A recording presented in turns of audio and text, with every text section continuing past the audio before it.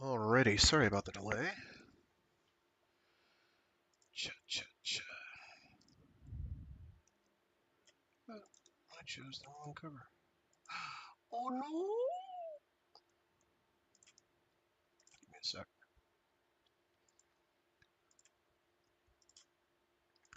No, not the French one. That's very nice. It's just not what I'm looking for, is it? Maybe one of the Japanese covers. Oh yeah, that has some Keats on it, so we will do that. Pretty sure. Yeah, this is the same. Of course, I've forgotten his name now.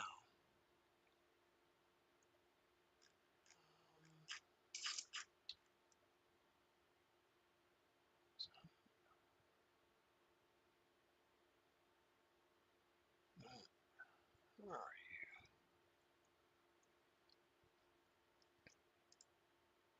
you? Noriyoshi Orai is the name I know him as. He could also be known as Noriyoshi Ikuyori.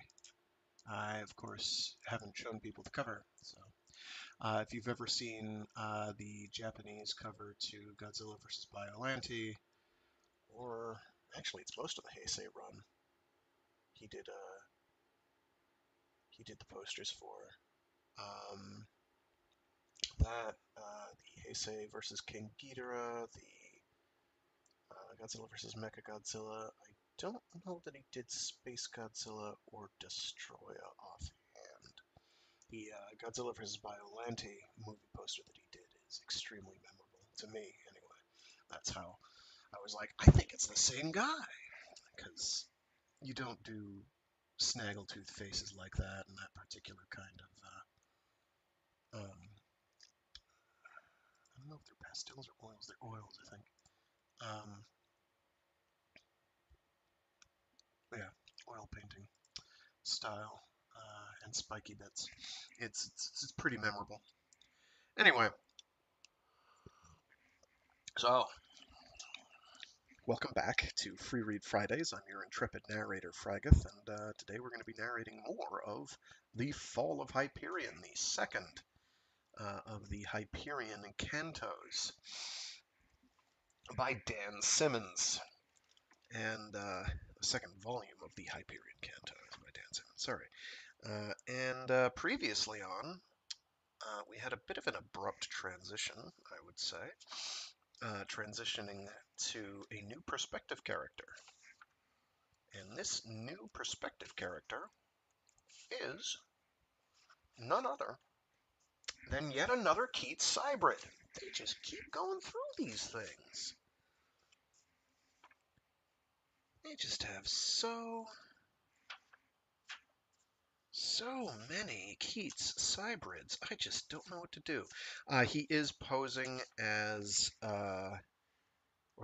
as Joseph Severn, who people who paid close attention or have some historical knowledge of Keats, John Keats, the poet, know that Joseph Severn is an artist friend of John Keats's, and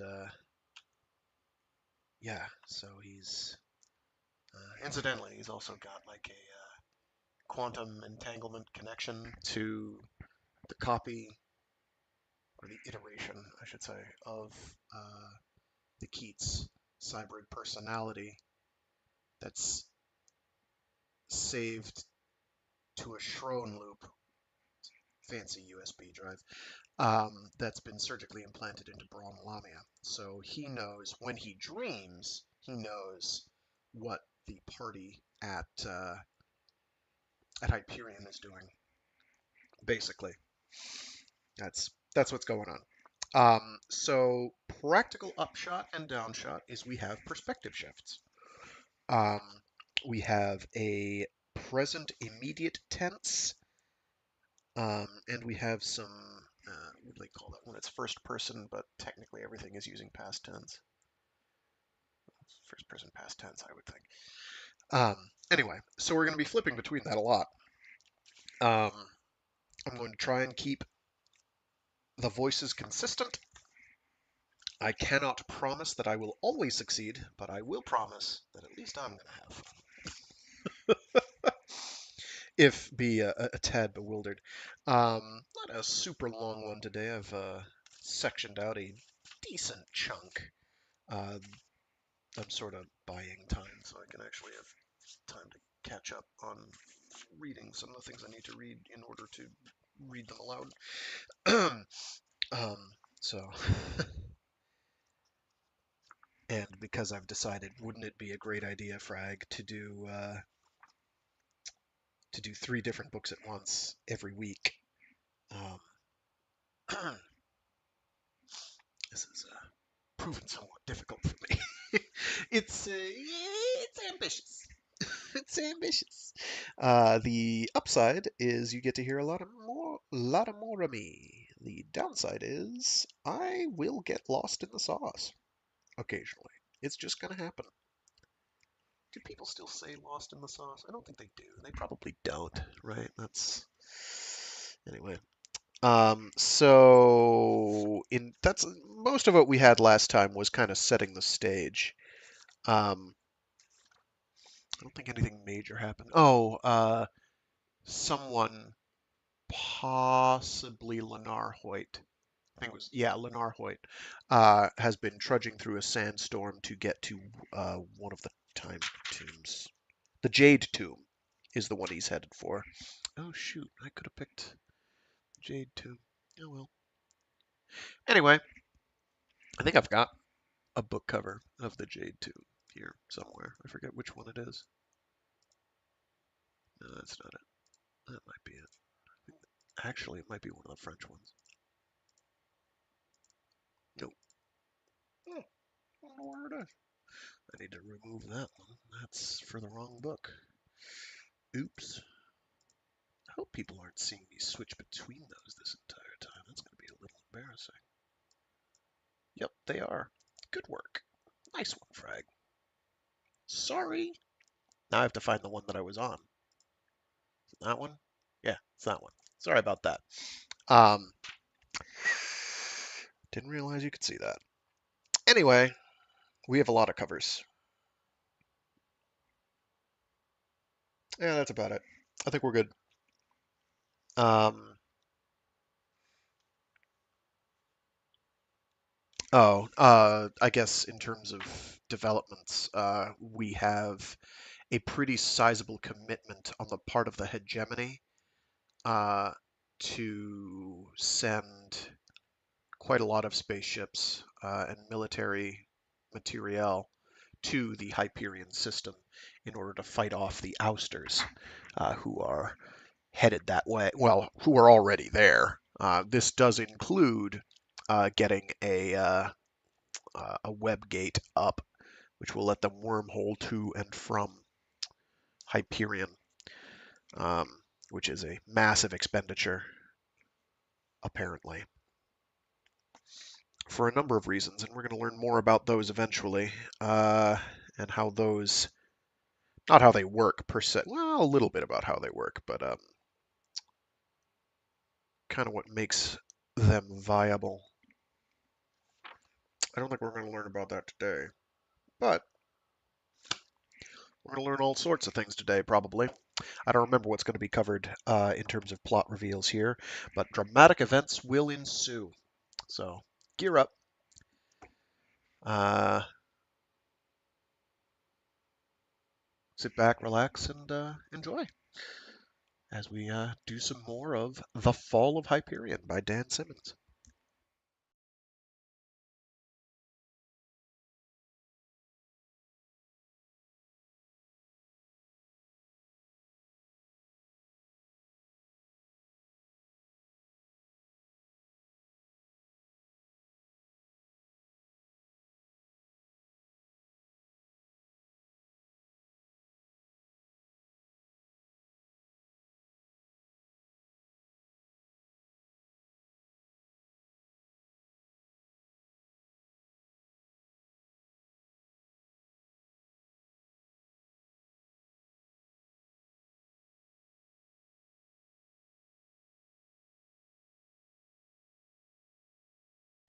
Chapter 5.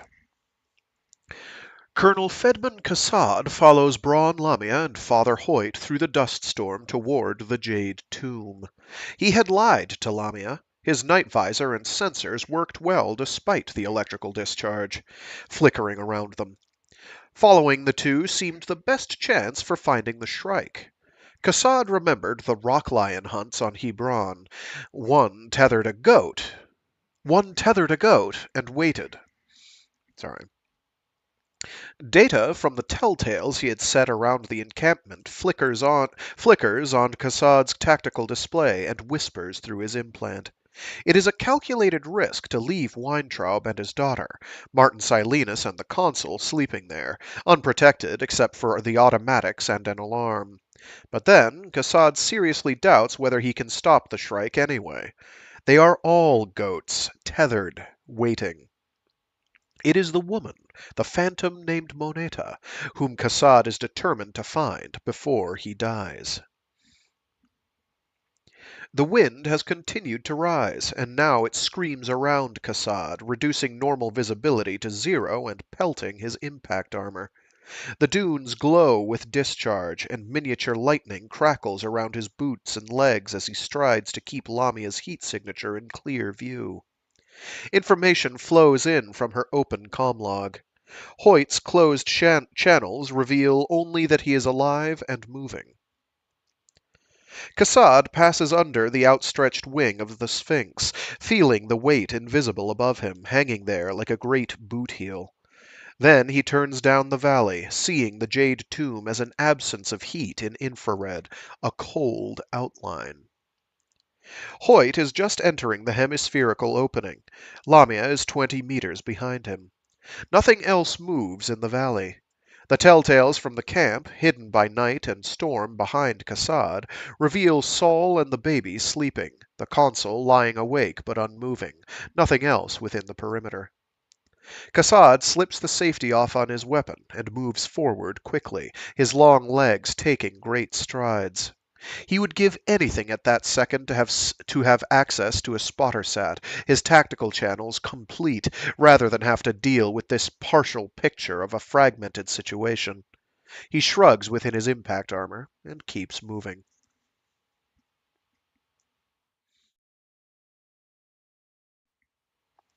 Brawne Lamia almost does not make the final 15 meters of her voyage to the Jade Tomb. The wind has risen to gale force and beyond, shoving her along so that twice she loses her footing and falls headlong into the sand.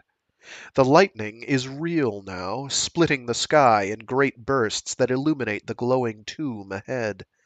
Twice she tries calling Hoyt, Cassad, or the others, sure that no one could be sleeping through this back at camp, but her comlog and implants give her only static, their widebands registering gibberish. After the second fall,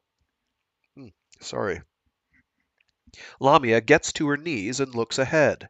There has been no sign of Hoyt since that brief glimpse of someone moving toward the entrance. Lamia grips her father's automatic pistol and gets to her feet, allowing the wind to blow her the last few meters. She pauses before the entrance hemisphere. Whether due to the storm and electrical display or something else, the Jade Tomb is glowing a bright bilious green, which tinges the dunes and makes the skin of her wrists and hands look like something from the grave.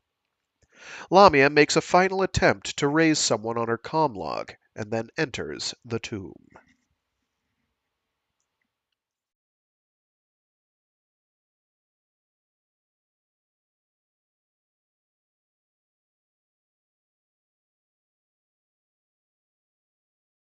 Oh, no worries, Warren Steele. Thanks for tuning in at all. Watching them after the fact is totally okay as far as I'm concerned. It's the same difference. Father Lenar Hoyt of the 1200-year-old Society of Jesus, resident of the New Vatican on Pacem and loyal servant of His Holiness Pope Urban XVI, is screaming obscenities. Hoyt is lost and in great pain. The wide rooms near the entrance to the jade tomb have narrowed. The corridor has wound back on itself so many times that now Father Hoyt is lost in a series of catacombs, wandering between greenly glowing walls, in a maze he does not remember from the day's explorations or from the maps he has left behind.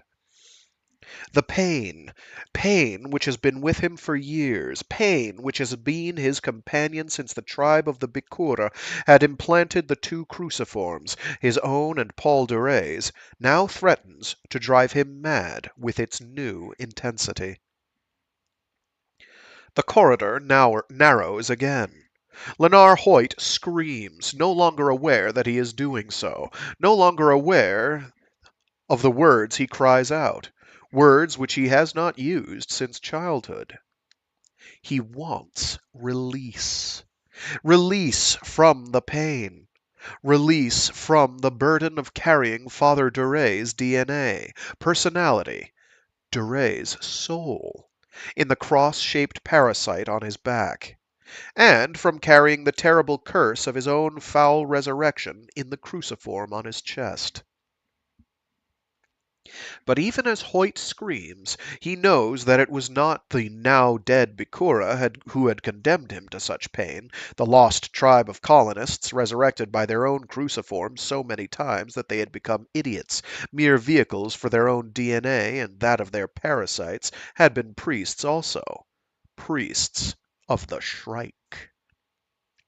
Father Hoyt of the Society of Jesus has brought a vial of holy water blessed by His Holiness, a Eucharist oh my gosh, a Eucharist consecrated in a solemn high mass, and a copy of the Church's ancient rite of exorcism. These things are forgotten now, sealed in a perspex bubble in a pocket of his cloak. Hoyt stumbles against a wall and screams again. The pain is a force beyond description now, the full ampule of ultramorph he had shot only 15 minutes earlier, helpless against it. Father Hoyt screams and claws at his clothes, ripping off the heavy cloak, the black tunic and Roman collar, pants and shirt and underclothes, until he is naked, shivering with pain and cold in the glowing corridors of the jade tomb, and screaming obscenities into the night. He stumbles forward again, finds an opening, and moves into a room larger than any he remembers from the day's searches there. Bare, translucent walls rise 30 meters on each side of an empty space. Hoyt stumbles to his hands and knees, looks down, and realizes that the floor has become almost transparent. He is staring into a vertical shaft beneath the thin membrane of floor, a shaft that drops a kilometer or more to flames. The room fills with the red-orange pulse of light from the fire so far below. Hoyt rolls to his side and laughs. If this is some image of hell summoned up for his benefit, it is a failure. Hoyt's view of hell is tactile. It is the pain which moves in him like jagged wires pulled through veins and guts. Hell is also the memory of starving children in the slums of Armagast, and the smile of politicians sending boys off to die in colonial wars. Hell is the thought of the church dying out in his lifetime, in Duray's lifetime, the last of its believers a handful of old men and women filling only a few pews of the huge cathedrals on Pachem.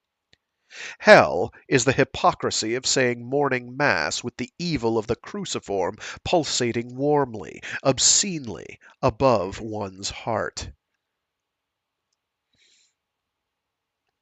There is a rush of hot air, and Hoyt watches as a section of floor slides back, creating a trap door to the shaft below. The room fills with the stench of sulfur. Hoyt laughs at the cliché, but within seconds the laughter turns to sobs. He is on his knees now, scraping with bloodied nails at the cruciforms on his chest and back. The cross-shaped welts seem to glow in the red light. Hoyt can hear the flames below. Hoyt! Still sobbing, he turns to see the woman, Lamia, framed in the doorway. She is looking past him, beyond him, and raising an antique pistol. Her eyes are very wide. Father Hoyt feels the heat behind him, hears the roar as of a distant furnace, but above that he suddenly hears the slide and scrape of metal on stone.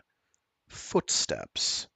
Still clawing at the bloodied welt on his chest, Hoyt turns, his knees rubbed raw against the floor.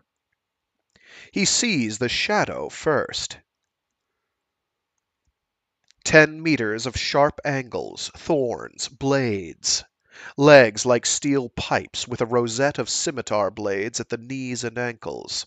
Then, through the pulse of hot light and black shadow, Hoyt sees the eyes. 100 facets, 1,000, glowing red, a laser shone through twin rubies, above the collar of steel thorns and the quicksilver chest reflecting flame and shadow. Brawne Lamia is firing her father's pistol. The slap of the shots echo high and flat above the furnace rumble. Father Lenar Hoyt swivels toward her, raises one hand. "No, don't!" he screams. "It grants one wish! I have to make a—" The Shrike, which was there, 5 meters away, is suddenly here, an arm's length from Hoyt. Lamia quits firing. Hoyt looks up, sees his own reflection in the fire-burnished chrome of the thing's carapace. Sees something else in the Shrike's eyes at that instant, and then it is gone. The Shrike is gone, and Hoyt lifts his hand slowly, touches his throat almost bemusedly, stares for a second at the cascade of red which is covering his hand, his chest, the cruciform, his belly. He turns toward the doorway and sees Lamia still staring in terror and shock, not at the Shrike now, but at him, at Father Lenar Hoyt of the Society of Jesus, and in that instant he realizes that the pain is gone, and he opens his mouth to speak, but more, only more red comes out, a geyser of red. Hoyt glances down again, notices for the first time that he is naked, sees the blood dripping from his chin and chest, dripping and pouring to the now dark floor, sees the blood pouring as if someone had upended a bucket of red paint, and then he sees nothing as he falls face first to the floor so far, so very far below.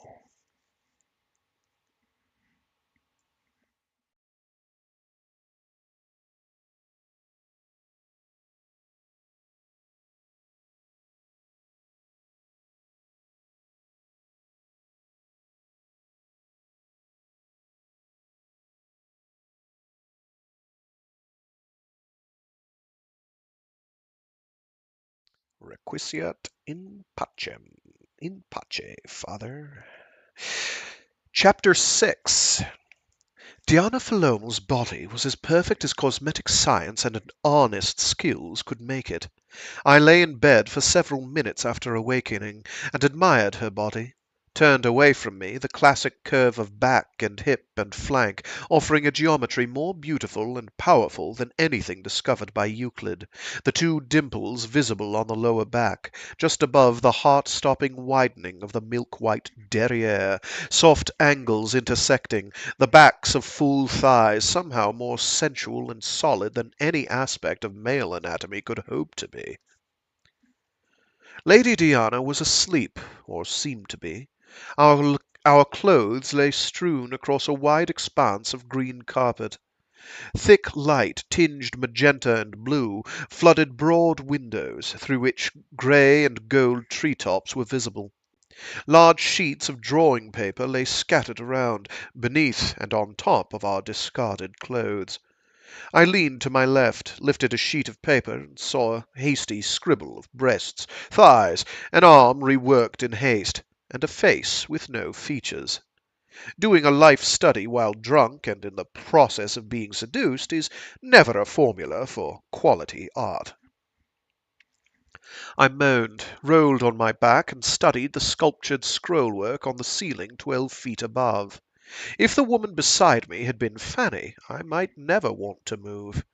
As it was, I slipped out from under the covers, found my comlog, noted that it was early morning on Tau Ceti Center, 14 hours after my appointment with the CEO, and padded off to the bathroom in search of a hangover pill. There were several varieties of medication to choose from in Lady Diana's drug bin. In addition to the usual aspirin and endorphins, I saw stims, tranks, flashback tubes, orgasm derms, shunt primers, cannabis inhalers, non-recom tobacco cigarettes, and 100 less identifiable drugs. I found a glass and forced down 2 day-afters, feeling the nausea and headache fade within seconds.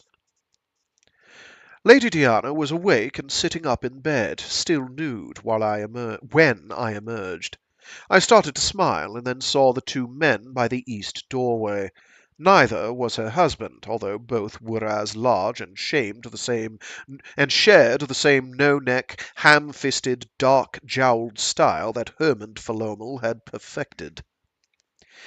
In the long pageant of human history, I am sure that there has been some human male who could stand, surprised and naked, in front of 2 fully clothed and potentially hostile strangers, rival males, as it were, without cringing, without having the urge to cover his genitals and hunch over, and without feeling totally vulnerable and at a disadvantage. But I am not that male. I hunched over, covered my groin, backed toward the bathroom, and said, "What? Who?" I looked toward Diana Philomel for help, and saw the smile there, a smile that matched the cruelty I had first seen in her eyes. "Get him! Quickly!" demanded my erstwhile lover. I made it to the bathroom and was reaching for the manual switch to dilate the door closed when the closer of the 2 men reached me, grabbed me, thrust me back into the bedroom, and threw me to his partner. Both men were from Lucis, or an equally high-G world, or else they subsisted exclusively on a diet of steroids and Samson cells, for they tossed me back and forth with no effort. It didn't matter how large they were. Except for my brief career as a schoolyard fighter, my life, the memories of my life, offered few instances of violence, and even fewer instances where I emerged from a scuffle the victor. One glance at the 2 men amusing themselves at my expense, and I knew that these were the type one read about and did not quite believe in. Individuals who could break bones, flatten noses, or crack kneecaps with no more compunction than I would feel about tossing away a defective stylus. "Quickly!" Diana hissed again. I canvassed the datasphere, the house's memory, Diana's comlog umbilical, the 2 goons' tenuous connection to the information universe, and although I now knew where I was, the Philomel country estate, 600 kilometers from the capital of Pyrrha, in the agricultural belt of terraformed Renaissance Minor, and precisely who the goons were, Deben Faris and Hemet Gorma, plant security personnel for the Heaven's Gate Scrubbers Union. I had no idea why one was sitting on me, his knee in the small of my back, while the other crushed my comlog under his heel and slipped an osmosis cuff over my wrist, up my arm. I heard the hiss and relaxed.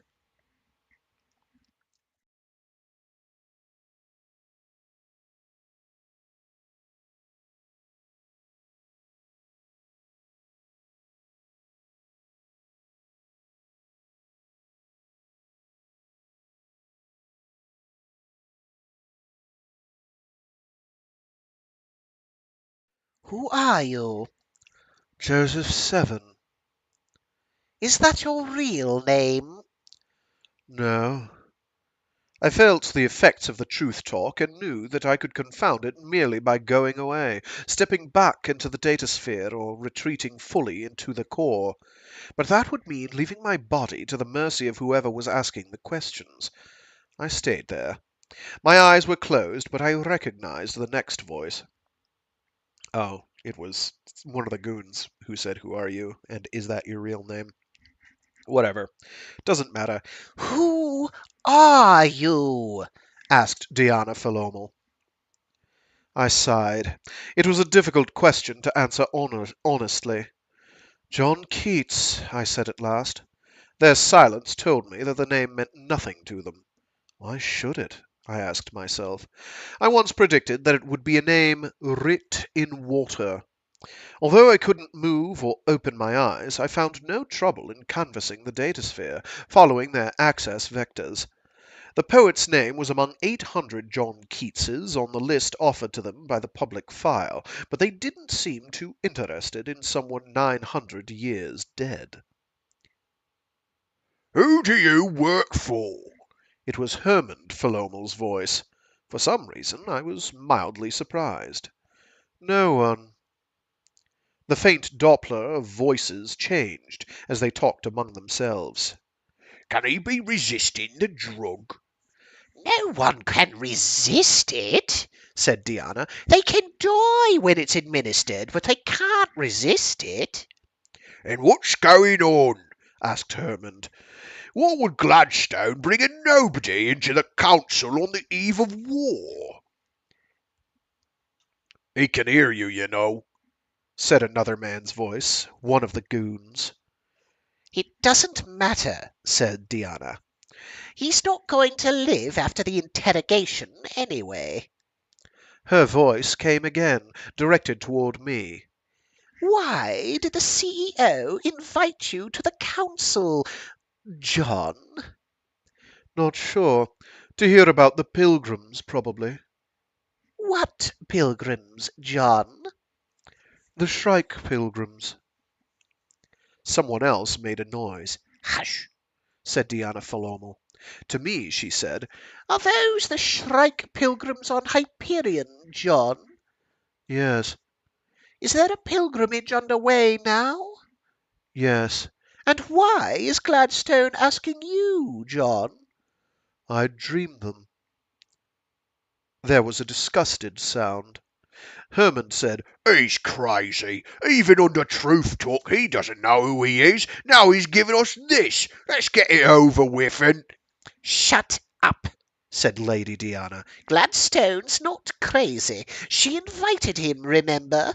John, what do you mean you dream them? I dreamed the first Keats retrieve. I dreamed the first Keats retrieval persona's impressions, I said. My voice was thick, as if I were talking in my sleep. He hardwired himself into one of the Pilgrims when they murdered his body, and now he roams the microsphere. Somehow his perceptions are my dreams. Perhaps my actions are his dreams. I don't know. "Insane," said Hermond. No, no, said Lady Diana. Her voice was strained, almost shocked. John, are you a cybrid? Yes, Oh, Christ and Allah, said Lady Diana. what's a cybrid? Said one of the goons. He had a high, almost feminine voice. There was silence for a moment, and then Diana spoke. Idiot! Cybrids were human remotes created by the Corps. There were a few on the advisory council until last century, when they were outlawed. "Like an android or something?" said the other goon. "Shut up!" said Hermond. No, answered Diana. Cybrids were genetically perfect, recombed from DNA going back to old Earth. All you needed was a bone, a fragment of hair. John, can you hear me? John? "Johnny, can you hear me?" "Yes." John, you're a cybrid. Do you know who your persona template was? "John Keats." I could hear her take a deep breath. Who was John Keats? A poet. When did he live, John? From 1795 to 1821, I said. Which reckoning, John? Old Earth AD, I said. Pre-Hegira, modern era. Herman's voice broke in, agitated. John, are you in contact with the technocore right now? Yes. Are you free to communicate despite the truth talk? Yes. Oh, fuck, said the goon with the high voice. We've got to get out of here, snapped Herman. Just a minute more, said Diana. We've got to know. Can we take him with us? Asked the deep-voiced goon. Idiot, said Herman. If he's alive and in touch with the data sphere and core, he lives in the core, his mind's there. He can tip Gladstone, exec, force, anybody. Shut up, said Lady Diana. We'll kill him as soon as I'm finished. A few more questions. John? Yes. Why does Gladstone need to know what's happening to the Shrike Pilgrims? Does it have something to do with a war with the ousters? I'm not sure. Shit, whispered Herman. Let's go. Quiet. John, where are you from? I've lived on Esperance the last 10 months. And before that? On Earth before that. Which Earth? Demanded Herman. New Earth? Earth 2? Earth City? Which one? Earth, I said. Then I remembered. Old Earth. Old Earth? Said one of the goons. This is fucked. I'm getting out of here. There came the frying bacon sizzle of a weapons laser. I smelled something sweeter than frying bacon, and there was a heavy thump. Diana Philomel said, John, are you talking about your persona template's life on old Earth? No. You? The cybrid you were on old Earth? Yes, I said. I woke from death there, in the same room on the Piazza d'Espagna in which I died. Severn was not there, but Dr. Clark and some of the others were. He is crazy, said Herman. Old Earth's been destroyed for more than 4 centuries, unless cybrids can live for more than 400 years. No, snapped Lady Diana. Shut up and let me finish this. John, why did the Corps bring you back? I don't know for sure. Does it have something to do with the civil war going on between the AIs? Perhaps, I said. Probably. She asked interesting questions. Which group created you? The Ultimates, Stables, or Volatiles? I don't know. I could hear a sigh of exasperation. John, have you notified anyone of where you are, of what's happening to you? No, I said. It was a sign of the lady's less than impressive intelligence that she waited so long to pose that question. Herman also let out a breath. Great, he said. Let's get the hell out of here before...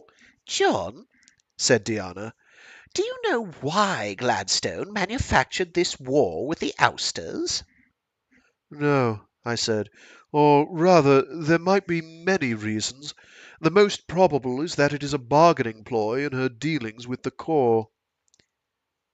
Why? Elements in the leadership realm of the Corps are afraid of Hyperion, I said. Hyperion is an unknown variable in a galaxy where every variable has been quantified. Who is afraid, John? The Ultimates, Stables, or Volatiles? Which group of AIs is afraid of Hyperion? All three, I said. Shit, whispered Herman. Listen, John, did the time tombs and the shrike have something to do with all this? Yes, they have a lot to do with it. How? Asked Diana. I don't know. No one does. Hermond, or someone, hit me sharply, viciously, in the chest. You mean the fucking Core Advisory Council hasn't predicted the outcome of this war, these events? Hermond growled. Are you expecting me to believe that Gladstone and the Senate went to war without a probability prediction? No, I said. It has been predicted for centuries. Diana Philomel made a noise like a child being confronted with a large mound of candy. What has been predicted, John? Tell us everything. My mouth was dry. The Truth Talk serum had dried up my saliva. It predicted the war, I said. The identities of the pilgrims on the Shrike pilgrimage. The betrayal of the hegemony consul in activating a device that will open, has opened, the time tombs. The emergence of the Shrike scourge. The outcome of the war and the scourge. What is the outcome, John? Whispered the woman I had made love to a few hours earlier. The end of the hegemony, I said. The destruction of the world web. I tried to lick my lips, but my tongue was dry. The end of the human race. Oh, Jesus and Allah, whispered Diana. Is there any chance that the prediction could be in error? No, I said, or rather, only in the effect of Hyperion on the result. The other variables are accounted for. Kill him! Shouted Herman Philomel. Kill it! So we can get out of here and inform Harbrit and the others. All right, said Lady Diana. Then, a second later, no, not the laser, you idiot. We'll inject the lethal dose of alcohol as planned. Here, hold the osmosis cuff so I can attach this drip. I felt a pressure on my right arm. A second later there were explosions, concussions, a shout. I smelled smoke and ionized air. A woman screamed. "Get that cuff off him," said Leigh Hunt. I could see him standing there, still wearing a conservative grey suit, surrounded by executive security commandos in full impact armor and chameleon polymers. A commando twice Hunt's height nodded, shouldered his hell whip weapon, and rushed to do Hunt's bidding. On one of the tactical channels, the one I had been monitoring for some time, I could see a relayed image of myself, naked, spread-eagled on the bed, the osmosis cuff on my arm, and a rising bruise on my rib cage. Diana Philomel, her husband, and one of the goons lay unconscious but alive in the splinter and broken glass rubble of the room. The other enforcer lay half in the doorway, the top part of his body looking the colour and texture of a heavily grilled steak. "Are you all right, M7?" asked Leigh Hunt, lifting my head and setting a membrane-thin oxygen mask over my mouth and nose. I said. "All right." I swam to the surface of my own senses like a diver coming up too quickly from the deeps. My head hurt. My ribs ached like hell. My eyes were not working perfectly yet, but through the tactical channel I could see Leigh Hunt give the small twitch of thin lips that I knew passed for a smile from him. "We'll help you get dressed," said Hunt. "Get you some coffee on the flight back. Then it's back to Government House, M7. You're late for a meeting with the CEO."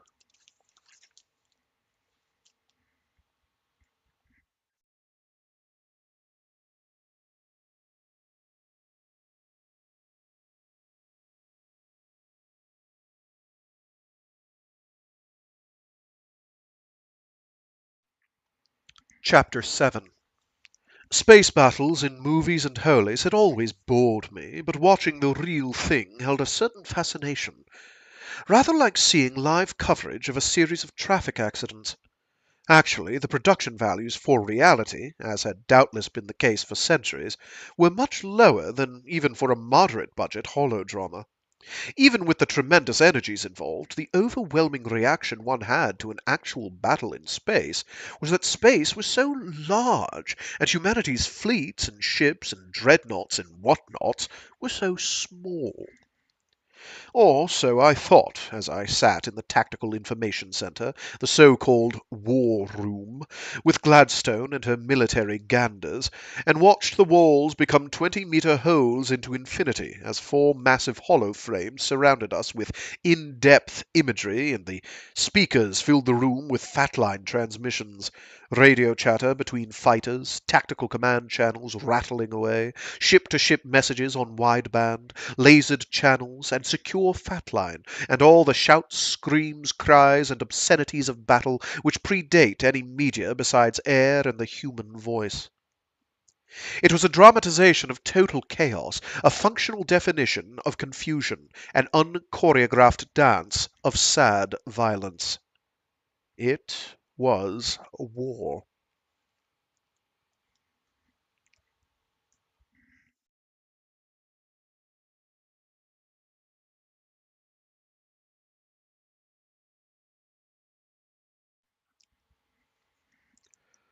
Gladstone and a handful of her people sat in the middle of all this noise and light, the war room floating like a grey-carpeted rectangle amidst the stars and explosions, the limb of Hyperion, a lapis lazuli brilliance, filling half of the north hollow wall, the screams of dying men and women on every channel and in every ear. I was one of the handful of Gladstone's people privileged and cursed to be there.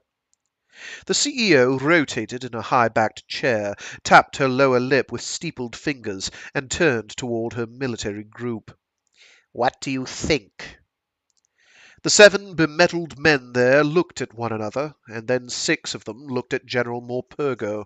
He chewed on an unlighted cigar. It's not good, he said. We're keeping them away from the Farcaster's site. Our defenses are holding well there, but they've pushed too far in system. Admiral? Asked Gladstone, inclining her head a fraction toward the tall, thin man in force space black. Admiral Singh touched his closely trimmed beard. General Morpurgo is correct. The campaign is not going as planned. He nodded toward the fourth wall, where diagrams, mostly ellipsoids, ovals, and arcs, were superimposed upon a static shot of the Hyperion system. Some of the arcs grew as we watched. The bright blue lines stood for hegemony trajectories. The red tracks were ouster. There were far more red lines than blue.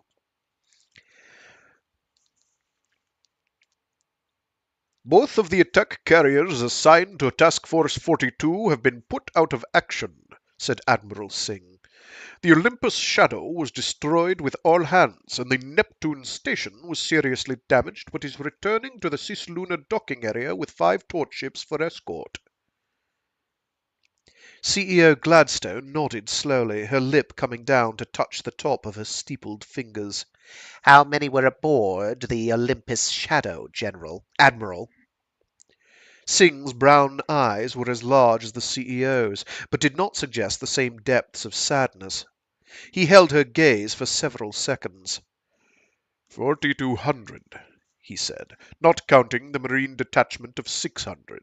Some of those were offloaded at Farcaster Station Hyperion, so we do not have accurate information on how many were with the ship. Gladstone nodded. She looked back at General Morpurgo. Why the sudden difficulty, General? Morpurgo's face was calm, but he had all but bitten through the cigar clamped between his teeth. More fighting units than we expected, CEO, he said, plus they're lancers. 5-person craft, miniature torch ships, really. Faster and more heavily armed than our long-range fighters. They're deadly little hornets. We've been destroying them by the hundred, but if one gets through, it can make a dash inside the fleet defenses and wreak havoc. Morpurgo shrugged. More than one's gotten through. Senator Kolchev sat across the table with 8 of his colleagues. Kolchev swiveled until he could see the tactical map. "It looks like they are almost to Hyperion," he said. "It looks like they are almost to Hyperion," he said. The famous voice was hoarse. Singh spoke up. "Remember the scale, Senator. The truth is that we still hold most of the system. Everything within 10 AU of Hyperion's star is ours. The battle was out beyond the Oort cloud, and we've been regrouping." And those red blobs above the plane of the ecliptic? asked Senator Richaud. The senator wore red herself. It had been one of her trademarks in the Senate. Singh nodded. "An interesting stratagem," he said. "The swarm launched an attack of approximately 3,000 lancers to complete a pincers movement against Task Force 87.2's electronic perimeter. It was contained, but one has to admire the cleverness of—" 3,000 lancers? Gladstone interrupted softly. "Yes, ma'am." Gladstone smiled. I stopped sketching and thought to myself that I was glad that I had not been the beneficiary of that particular smile. Weren't we told yesterday, in the briefing, that the ousters would field 700 fighting units tops? The words had been Morpurgo's. CEO Gladstone swiveled to face the general. Her right eyebrow arched. General Morpurgo removed his cigar, frowned at it, and fished a smaller piece from behind his lower teeth. "That's what our intelligence said. It was wrong." Gladstone nodded. Was the AI Advisory Council involved in that intelligence assessment? All eyes turned toward Councillor Albedo. It was a perfect projection. He sat in his chair amongst the others, his hands curled on the armrests in a relaxed fashion. There was none of the haziness or see-through common to mobile projections. His face was long, with high cheekbones and a mobile mouth which suggested a hint of sardonic smile, even at the most serious of moments. This was a serious moment. No, CEO, said Councillor Albedo. "The advisory group was not asked to assess Ouster's strength." Gladstone nodded.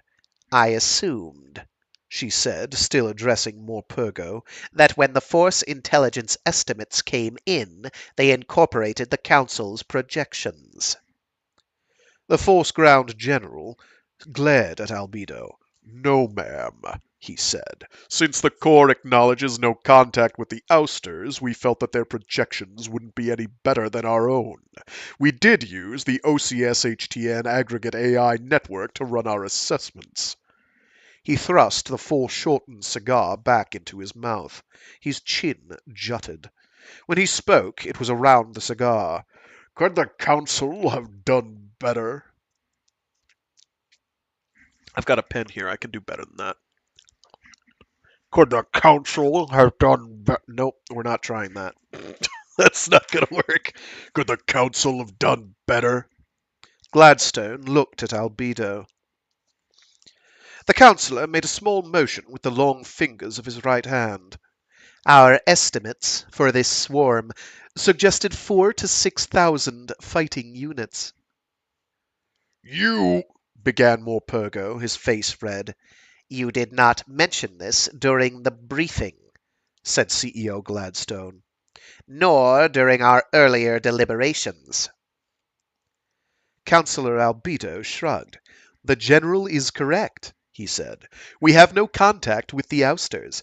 Our estimates are no more reliable than Force's, merely based upon different premises. The Olympus Command School Historical Tactical Network does excellent work.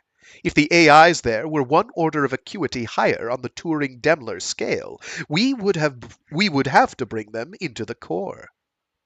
He made the graceful gesture with his hand again. As it is, the Council's premises might be of use for future planning. We will, of course, turn over all projections to this group at any time. Gladstone nodded. Do so immediately. She turned back to the screen, and the others did also. The others did so also. Sensing the silence, the room monitors brought the speaker volume back up, and once again we could hear the cries of victory, screams for help, and calm recitation of positions, fire control directions, and commands. The closest wall was a real-time feed from the torch ship HS N'Djamena. Yep. N'Djamena. N'Djamena, as it searched for survivors among the tumbling remnants of Battle Group B5. The damaged torch ship was approaching, magnified 1,000 times.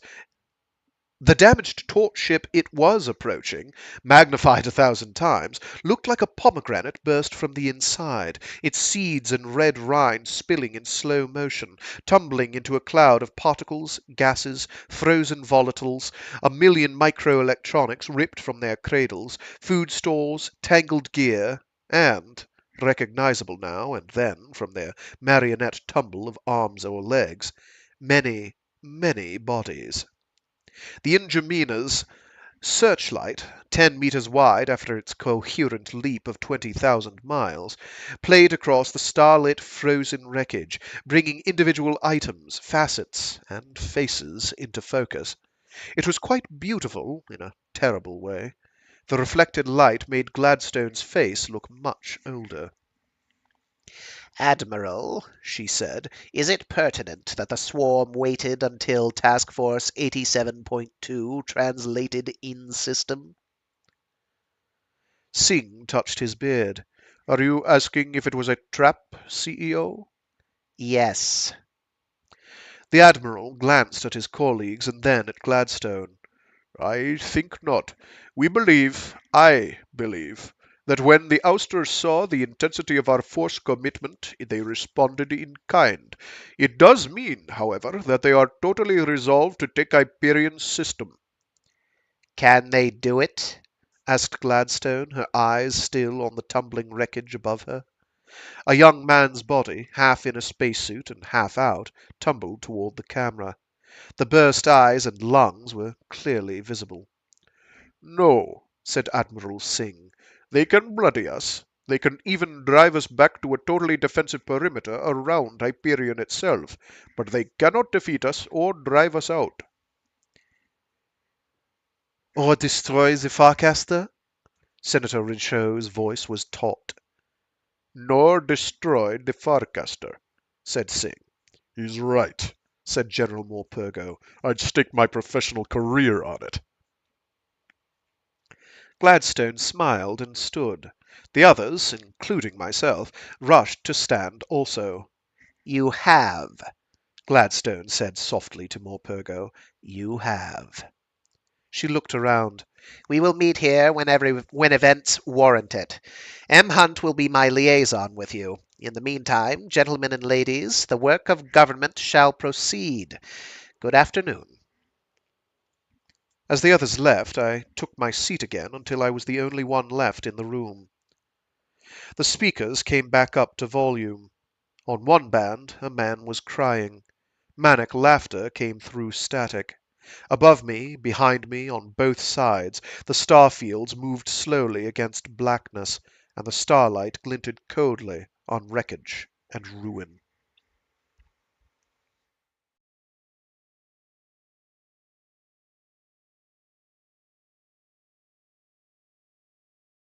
Oh, thanks for tuning in, Optical Antenna. I appreciate it. Government House was constructed in the shape of a Star of David, and within the center of the star, shielded by low walls and strategically planted trees, there was a garden, smaller than the formal acres of flowers in Deer Park, but no less beautiful. I was walking there as evening fell, the brilliant blue-white of Tau Ceti fading to golds, when Meina Gladstone approached. For a while we walked together in silence. I noticed that she had exchanged her suit for a long robe of the kind worn by grand matrons on Patofa. The robe was wide and billowing, inset with intricate dark blue and gold designs which almost matched the darkening sky. Gladstone's hands were out of sight in hidden pockets, the wide sleeves stirred to a breeze, the hem dragged on the milk-white stones of the path. "You let them interrogate me," I said. "I'm curious as to why." Gladstone's voice was tired. They were not transmitting. There was no danger of the information being passed on. I smiled. "None the less, you let them put me through that." Security wished to know as much about them as they would divulge. "At the expense of any inconvenience on my part," I said. Yes. "And does security know who they were working for?" The man mentioned Harbrit, said the CEO. Security is fairly certain that they meant Emblem Harbrit. "The commodities broker on Asquith?" Yes, she and Diana Philomel have ties with the old Glennonhite royalist factions. "They were amateurs," I said, thinking of Hermond mentioning Harbrit's name, the confused order of Diana's questioning. Of course. "Are the royalists connected to any serious group?" Only the Shrike Church, said Gladstone.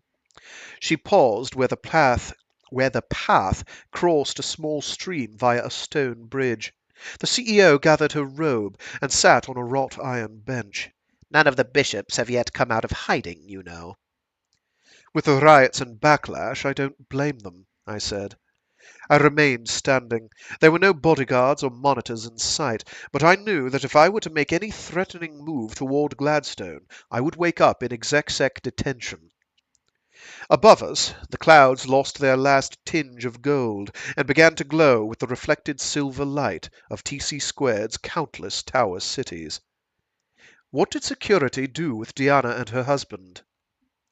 I asked. They've been thoroughly interrogated. They're being detained. I nodded.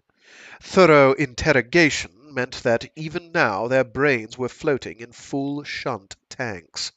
Their bodies would be kept in cryogenic storage until a secret trial determined if their actions had been treasonable.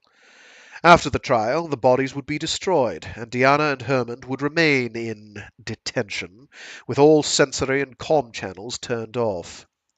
The hegemony had not used the death penalty for centuries, but the alternatives were not pleasant. I sat on the long bench, 6 feet from Gladstone. Do you still write poetry? I was surprised by her question. I glanced down the garden path where floating Japanese lanterns and hidden glow globes had just come on. "Not really," I said. "Sometimes I dream in verse, or used to." Meina Gladstone folded her hands on her lap and studied them. If you were writing about the events unfolding now, she said, what kind of poem would you create? I laughed. "I've already begun it, and abandoned it twice. Or rather, he had. It was about the death of the gods and their difficulty in accepting their displacement. It was about transformation and suffering and injustice. And it was about the poet, whom he thought suffered most at such injustice." Gladstone looked at me. Her face was a mass of lines and shadows in the dimming light. And who are the gods that are being replaced this time, M7? Is it humanity or the false gods we created to depose us? "How the hell should I know?" I snapped, and turned away to watch the stream. You are part of both worlds, no? Humanity and Technocore? I laughed again. "I'm part of neither world. A cybrid monster here, a research project there." Yes, but whose research, and for what ends? I shrugged. Gladstone rose, and I followed. We crossed the stream and listened to water moving over the stones. The path wound between tall boulders covered with exquisite lichen, which glowed in the lantern light. Gladstone paused at the top of a short flight of stone steps. Do you think the ultimates in the core will succeed in constructing their ultimate intelligence, M7? Will they build God? I said. There are those AIs which do not want to build God. They learned from the human experience that to construct the next step in awareness is an invitation to slavery, if not actual extinction. But would a true God extinguish his creatures? In the case of the core and the hypothetical UI, I said, God is the creature, not the creator. Perhaps a God must create the lesser beings in contact with it in order for it to feel any responsibility for them. Yet the core has appeared to take responsibility for human beings in the centuries since the AI secession, said Gladstone. She was gazing intently at me, as if gauging something by my expression. I looked out at the garden. The path glowed whitely, almost eerily in the dark. The core works toward its own ends, I said, knowing as I spoke that no human being knew that fact better than CEO Meina Gladstone. And do you feel that humanity no longer figures as a means toward those ends? I made a dismissive gesture with my right hand. I'm a creature of neither culture, I said, neither graced by the naivete of the unintentional creators, nor cursed by the terrible awareness of their creatures. Genetically, you are fully human, said Gladstone. It was not a question. I did not respond. Jesus Christ was said to be fully human, she said, and also fully divine. Humanity and Godhead at intersection.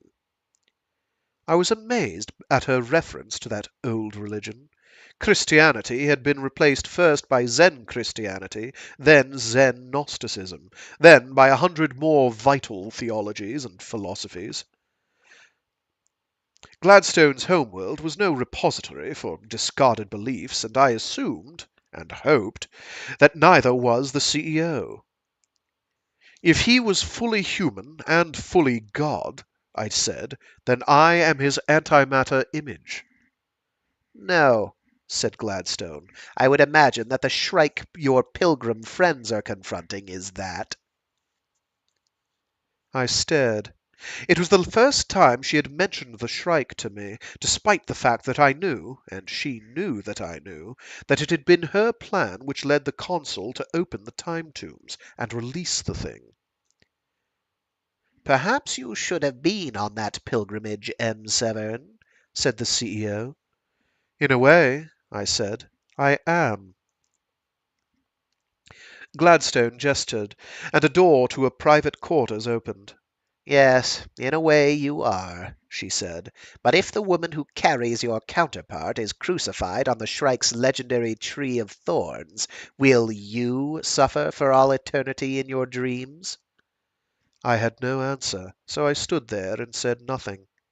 We will talk in the morning after the conference, said Meina Gladstone. Good night, M7. Have pleasant dreams.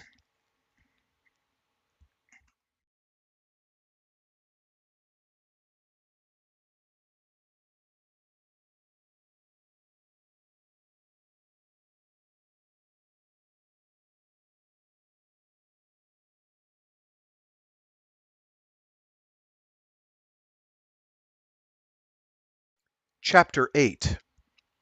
Martin Silenus, Saul Weintraub, and the consul are staggering up the dunes toward the Sphinx as Brawne Lamia and Fedman Kassad return with Father Hoyt's body.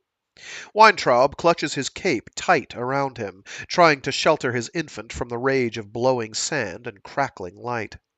He watches as Kassad descends the dune, his long legs black and cartoonish against electrified sand, Hoyt's arms and hands dangling, moving slightly with each slide and step. Silenus is shouting, but the wind whips away words. Oh, I love the alliteration there. Oh God, that's delicious. I love that. Silenus is shouting, but the wind whips away words. Brawne Lamia gestures toward the one tent still standing. The storm has collapsed or ripped away the others. They crowd into Silenus's tent, Colonel Cassad coming last, passing the body in gently. Inside, their shouts can be heard above the crack of fiber-plastic canvas and the paper-splitting rip of lightning. "Dead?" shouts the consul, peeling back the cloak Cassad had wrapped around Hoyt's nude body. The cruciforms glow pinkly. The colonel points to the telltales blinking on the surface of the Force issue medpack adhered to the priest's chest. The lights blink red, except for the yellow winking of the system's sustaining filaments and nodules. Nodules. Nodules? Nodules. Hoyt's head rolls back, and now Weintraub can see the millipede suture holding the ragged edges of the slashed throat together. Saul Weintraub tries to locate a pulse manually, finds none. He leans forward, sets his ear to the priest's chest.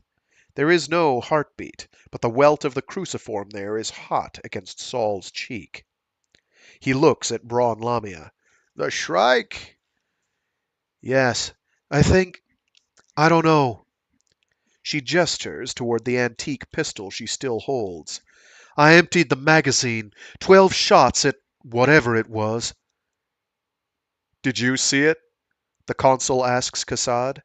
"No. I entered the room 10 seconds after Brawne, but I didn't see anything." What about your fucking soldier gadgets? Says Martin Silenus. He is crowded in the back of the tent, huddled in a near fetal position. Didn't all that force shit show something? "No." A small alarm sounds from the medpack, and Cassad detaches another plasma cartridge from his belt, feeds it into the pack's chamber, and sits back on his heels, flipping his visor down to watch out the opening of the tent. His voice is distorted by the helmet speaker. "He's lost more blood than we can compensate for here. Did anyone else bring first aid equipment?" Weintraub rummages in his pack. I have a basic kit. Not enough for this, though. Whatever slashed his throat cut through everything. "The Shrike," whispers Martin Silenus. "It doesn't matter," says Lamia, hugging herself to stop her body from shaking. "We've got to get help for him." She looks at the consul. "He's dead," says the consul. "Even a ship's surgery won't bring him back." "We have to try!" shouts Lamia, leaning forward to grab the consul's tunic front. "We can't leave him to those things!" She gestures toward the cruciform glowing beneath the skin of the dead man's chest. The consul rubs his eyes. "We can destroy the body. Use the colonel's rifle." We're going to die if we don't get out of this fucking storm, cries Silenus. The tent is vibrating, fiber plastic pounding the poet's head and back with each billow. The sound of sand against fabric is like a rocket taking off just outside. Call the goddamn ship! Call it! The consul pulls his pack closer, as if guarding the antique comlog inside it. Sweat glistens on his cheeks and forehead. We could wait the storm out in one of the tombs, says Saul Weintraub. The Sphinx, maybe. Fuck that, says Martin Silenus. The scholar shifts in the cramped space and stares at the poet. You came all this way to find the Shrike. Are you telling us that you have changed your mind now, and that he seems to have made Are you telling us that you've changed your mind now that he seems to have made an appearance? Silenus's eyes gleam out from under his lowered beret. I'm not telling you anything except that I want that goddamn ship of his here, and I want it now. "It might be a good idea," says Colonel Cassad. The consul looks at him. "If there is a chance to save Hoyt's life, we should take it." The consul is in pain himself. We can't leave, he says. Can't leave now. No, agrees Cassad. We won't use the ship to leave, but the surgery might help Hoyt, and we can wait out the storm in it. And maybe find out what's happening up there, says Brawne Lamia, jerking her thumb toward the roof of the tent. The baby, Rachel, is crying shrilly. Weintraub rocks her, holding her head in his broad hand. I agree, he says. If the Shrike wants to find us, it can find us on the ship as easily as out here. We'll make sure that no one leaves. He touches Hoyt's chest. As horrible as it sounds, the information the surgery gives us on how this parasite works could be priceless to the web. All right, says the consul. He pulls the ancient comlog from his pack, lays his hand on the disk key, and whispers several phrases. Is it coming? Asks Martin Silenus. It's confirmed the command. We'll need to stow our gear for transfer. I told it to land just above the entrance to the valley. Lamia is surprised to find that she has been weeping. She wipes her cheeks and smiles. What's funny? Asks the consul. All this, she says, stabbing at her cheeks with the back of her hand. And all I can think about is how nice it'll be to have a shower. A drink, says Silenus. Shelter from the storm, says Weintraub. The baby is taking milk from a nursing pack. Cassad leans forward, his head and shoulders outside the tent. He raises his weapon and clicks off the safety. Telltales, he says. Something's moving just beyond the dune. The visor turns toward them, reflecting a pale and huddled group, the paler body of Lenar Hoyt. I'm going to check it out, he says. Wait here until the ship arrives. Don't leave, says Silenus. It's like one of those fucking ancient horror holos where they go one by one to... Hey! The poet falls silent. The entrance to the tent is a triangle of light and noise. Fedman Cassad is gone.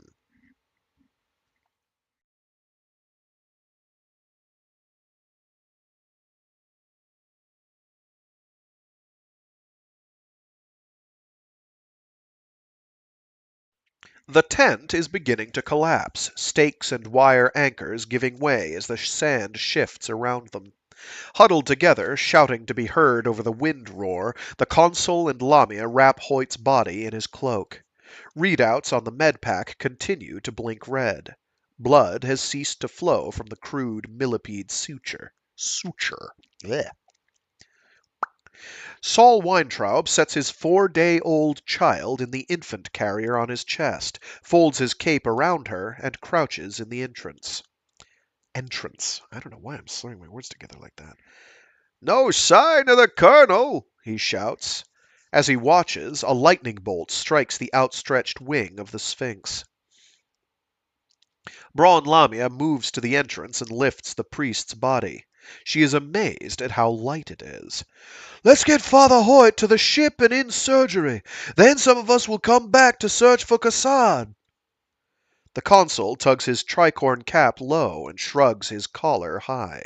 The ship has deep radar and movement sensors. It'll tell us where the colonel's gone. And the Shrike, says Silenus. Can't forget our host. Let's go, says Lamia, and gets to her feet. She has to lean into the wind to make progress. Loose ends of Hoyt's cloak flap and crack around her, while her own cloak streams behind. Finding the path by the intermittent flashes of lightning, she moves toward the head of the valley, glancing back only once to see if the others are following. Martin Silenus steps away from the tent, lifts Het Mastine's Mobius cube, and his purple beret whips away in the wind, climbing as it goes. Silenus stands there and curses impressively, stopping only when his mouth begins to fill with sand. Come, shouts Weintraub, his hand on the poet's shoulder. Saul feels the sand striking his face, littering his short beard.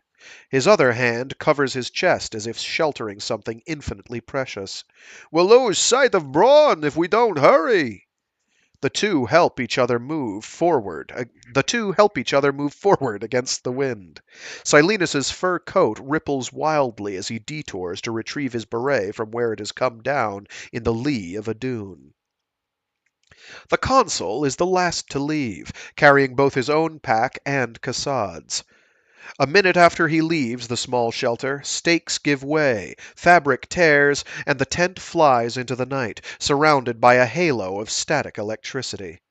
He staggers the 300 meters up the trail, occasionally catching glimpses of the two men ahead of him, more frequently losing the path and having to walk in circles until he comes across it again.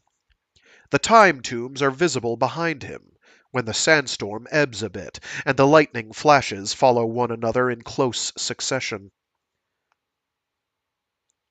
The consul sees the Sphinx, still glowing from repeated electrical strikes, the jade tomb beyond it, its walls luminescent, and beyond them the obelisk, no glow there, a vertical swipe of pure black against the cliff walls.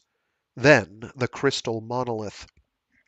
There is no sign of Cassad, although the shifting dunes, blowing sand, and sudden flashes make it seem as if many things are moving.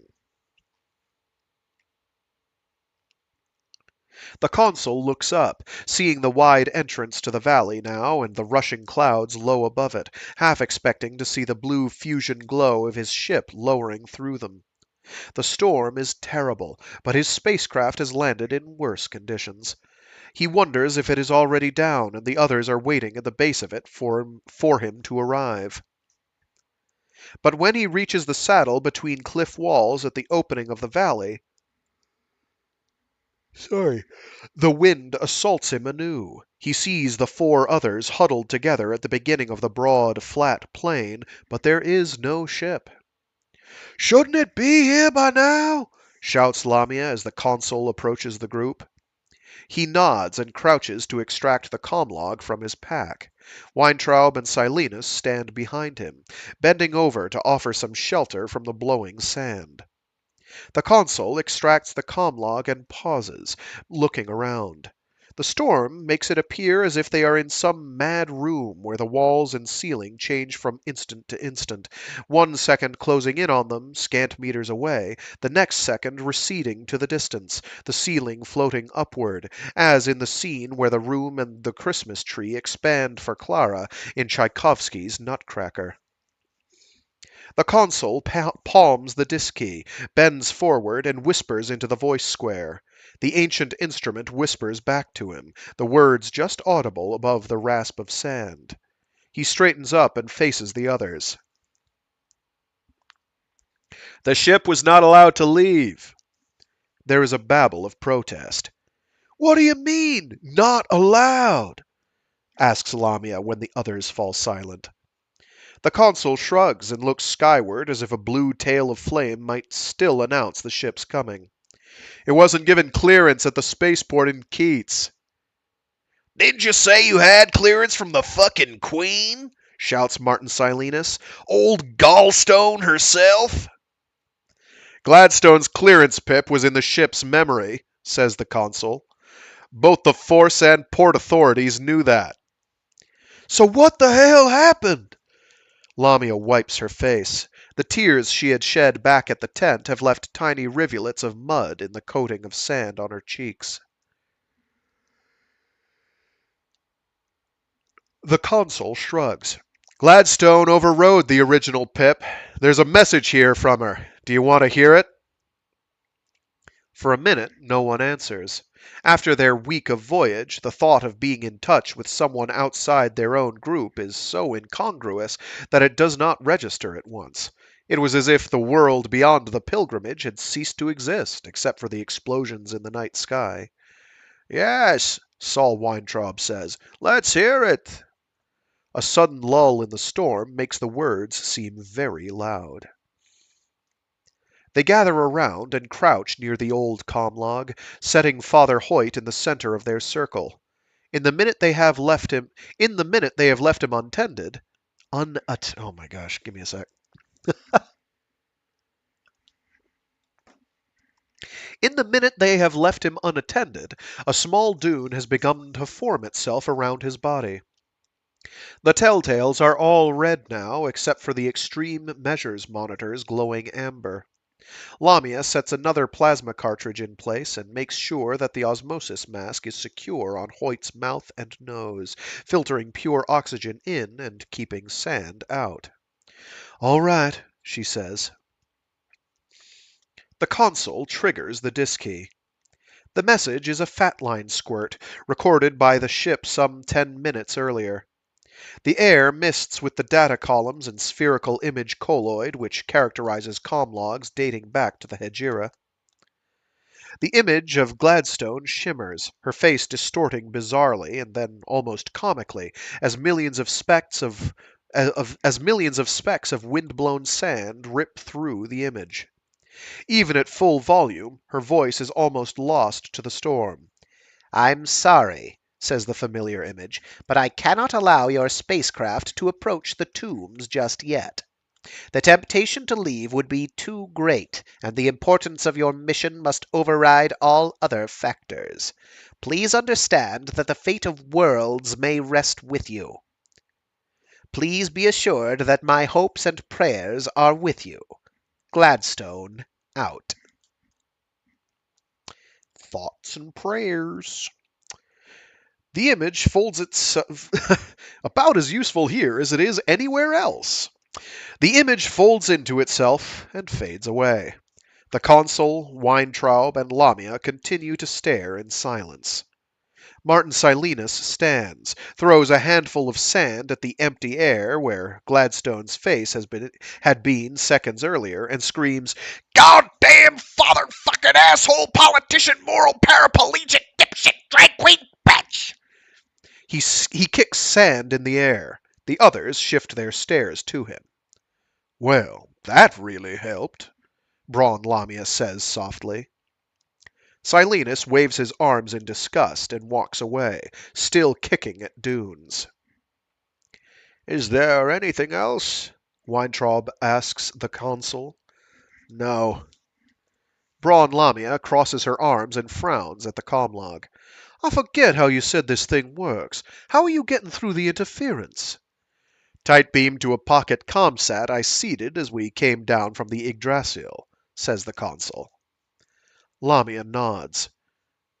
"So when you reported in, you just sent brief messages out to the ship, and it sent fatline squirts to Gladstone. And your ouster contacts."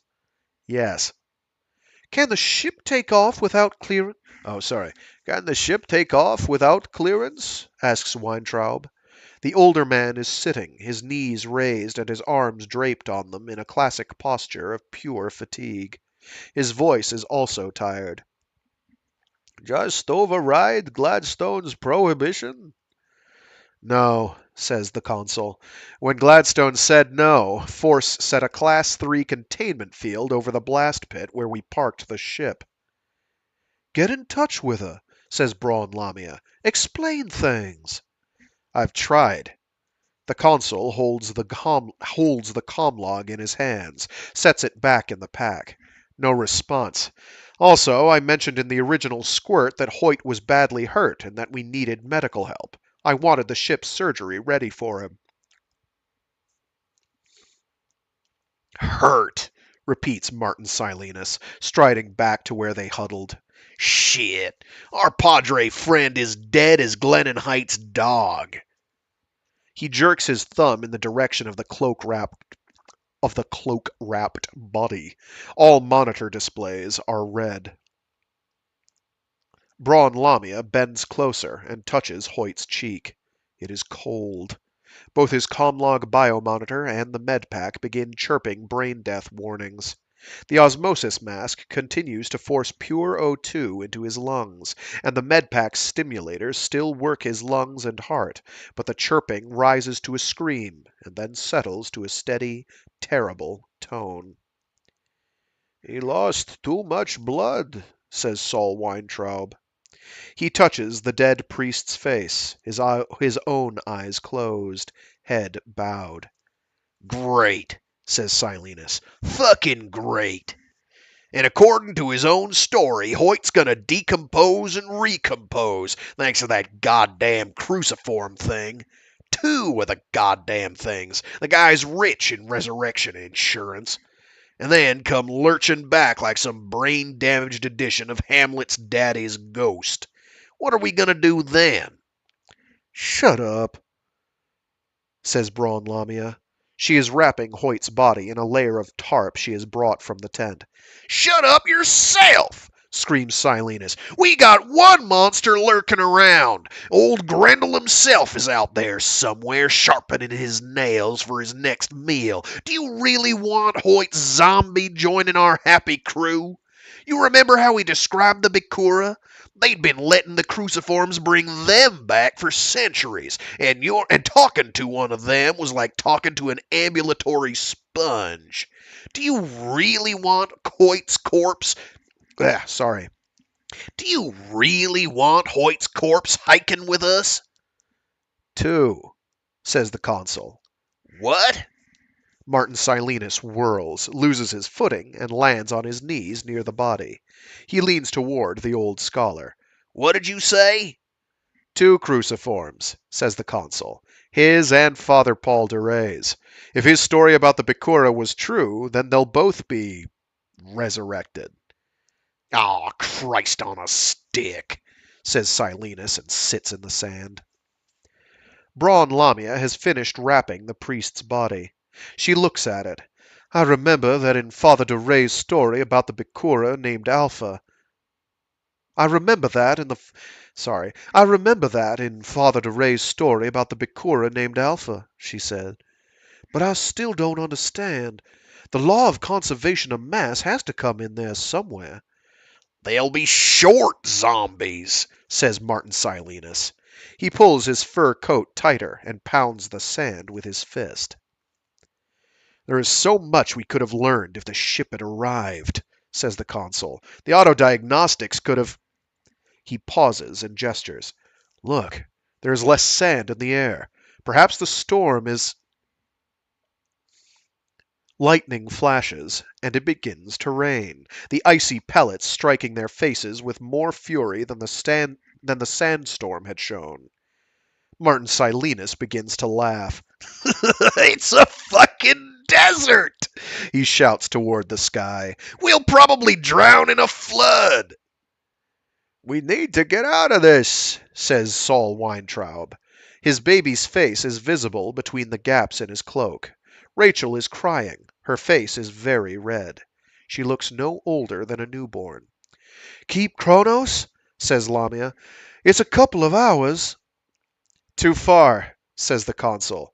Let's bivouac in one of the tombs. Silenus laughs again. He says, Who are these coming to the sacrifice? To what green altar, O mysterious priest, leadest thou that heifer lowing at the skies, and all her silken flanks with garlands dressed? Does that mean yes? Asks Lamia. That means fucking why not? Laughs Silenus. Why make it hard for our cold muse to find us? We can watch our friend decompose while we wait. How long did Duray's tale say it took for one of the Bikura to rejoin the flock after death interrupted their grazing? 3 days, says the consul. Martin Silenus slaps his forehead with the heel of his palm. Of course! How could I forget? How wonderfully fitting. New Testament-wise. Oh, how wonderfully fitting, New Testament-wise. In the meantime, maybe our shrike wolf will carry off a few of this flock. Do you think the Padre would mind if I borrowed one of his cruciforms, just in case? I mean, he has a spare. Let's go, says the consul. Rain drips from his tricorn cap in a steady stream. We'll stay in the Sphinx until morning. I'll carry Kassad's extra gear and the Mobius cube. Brawne, you carry Hoyt's things and Saul's pack. Saul, you keep the baby warm and dry. What about the Padre? Asks the poet, jerking his thumb in the direction of the body. You're carrying Father Hoyt, Brawne Lamia says softly, turning. Martin Silenus opens his mouth, sees the pistol in Lamia's hand, shrugs, and bends to lift the body to his shoulder. Who's going to carry Kassad when we find him? He asks. Of course, he could be in enough pieces that we could all. Please shut up, Brawne Lamia says tiredly. If I have to shoot you, it'll give us one more thing to carry. Just walk. With the consul leading, Weintraub coming closely behind, Martin Silenus staggering along some meters back, and Brawne Lamia in the rear, the group once again descends the low col into the valley of the tombs. I don't know what a col is. C-O-L? Is that abbreviated? I don't know. The group once again descends the low col into the valley of the tombs.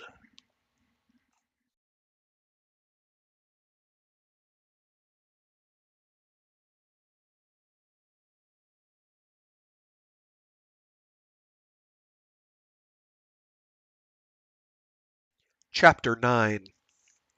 CEO Gladstone's schedule that morning was a busy one.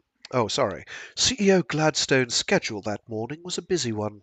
Tau Ceti Center has a 23-hour day, which makes it convenient for the government to run on hegemony standard time without totally destroying local diurnal rhythms. At 0545 hours, 0545 hours, Gladstone met with her military advisers. At 0630 hours, she breakfasted with 24 of her most important senators and with representatives of the All Thing and the Technocore. At 0715, the CEO farcast to Renaissance Vector, where it was evening, to officially open the Hermes Medical Center in Cadua. At 0740, she cast back to Government House for a meeting with her top aides, including Leigh Hunt, to go over the speech she was going to give the Senate and All Thing at 1000 hours. 1000 hours, sorry. At 0830, Gladstone... I lost my place. At 0830, Gladstone met again with General Morpurgo and Admiral Singh for an update on the situation in the Hyperion system. At 0845 hours, she met with me. "Good morning, M7," said the CEO. She was behind her desk in the office where I'd first met her 3 nights earlier. She waved her hand toward a buffet against the wall where hot coffee, tea, and kafta sat in sterling silver pots. I shook my head and sat down. 3 of the holographic windows showed white light, but the one to my left offered a 3D map of Hyperion's system that I had tried to decode in the war room. It seemed to me that Auster Red now covered and infiltrated the system like dye dissolving and settling into a blue solution. "I want to hear your dreams," said CEO Gladstone. "I want to hear why you abandoned them." "I want to hear why you abandoned them," I said, voice flat. "Why you left Father Hoyt to die." Gladstone could not have been used to being spoken to in that tone, not after 48 years in the Senate and a decade and a half as CEO, but her only reaction was to raise one eyebrow a fraction of an inch. "So you do dream the real events." "Did you doubt it?" She set down the workpad she had been holding, keyed it off, and shook her head. "Not really, but it is still a shock to hear about something that no one else in the web knows about." "Why did you deny them the use of the consul's ship?" Gladstone swiveled to look up at the window where the tactical display shifted and changed as new updates changed the flow of red, the retreat of blue, the movement of planets and moons. But if the military situation was to have been part of her explanation, she abandoned that approach. She swiveled back. "Why would I have to explain any executive decision to you, M7? What is your constituency? Whom do you represent?" "I represent those 5 people and a baby you left stranded on Hyperion," I said. "Hoyt could have been saved." Gladstone made a fist and tapped her lower lip with a curved forefinger. "Perhaps," she said, "and perhaps he was already dead. But that wasn't the issue, was it? I sat back in the chair. I had not bothered to bring a sketchbook along, and my fingers ached to hold something. What is, then? Do you remember Father Hoyt's story? The story he told during their voyage to the tombs? Asked Gladstone. Yes. Each of the pilgrims is allowed to petition the Shrike for one favor. Tradition says that the creature grants one wish, while denying the others and murdering those he denies. Do you remember what Hoyt's wish was? I paused. Recalling incidents from the pilgrim's past was like trying to remember details of the last week's dreams. He wanted the cruciforms removed, I said. He wanted freedom for both Father de Rey's... he wanted freedom for both Father de Rey's soul, DNA, whatever, and for himself. Not quite, said Gladstone. Father Hoyt wanted to die. I stood up, almost knocking my chair over, and strode to the pulsing map. That's pure bullshit, I said. Even if he did, the others had an obligation to save him. And so did you. You let him die. Yes. Just as you're going to let the rest of them die? Not necessarily, said CEO Meina Gladstone. That is their will, and the Shrike's. If such a creature actually exists.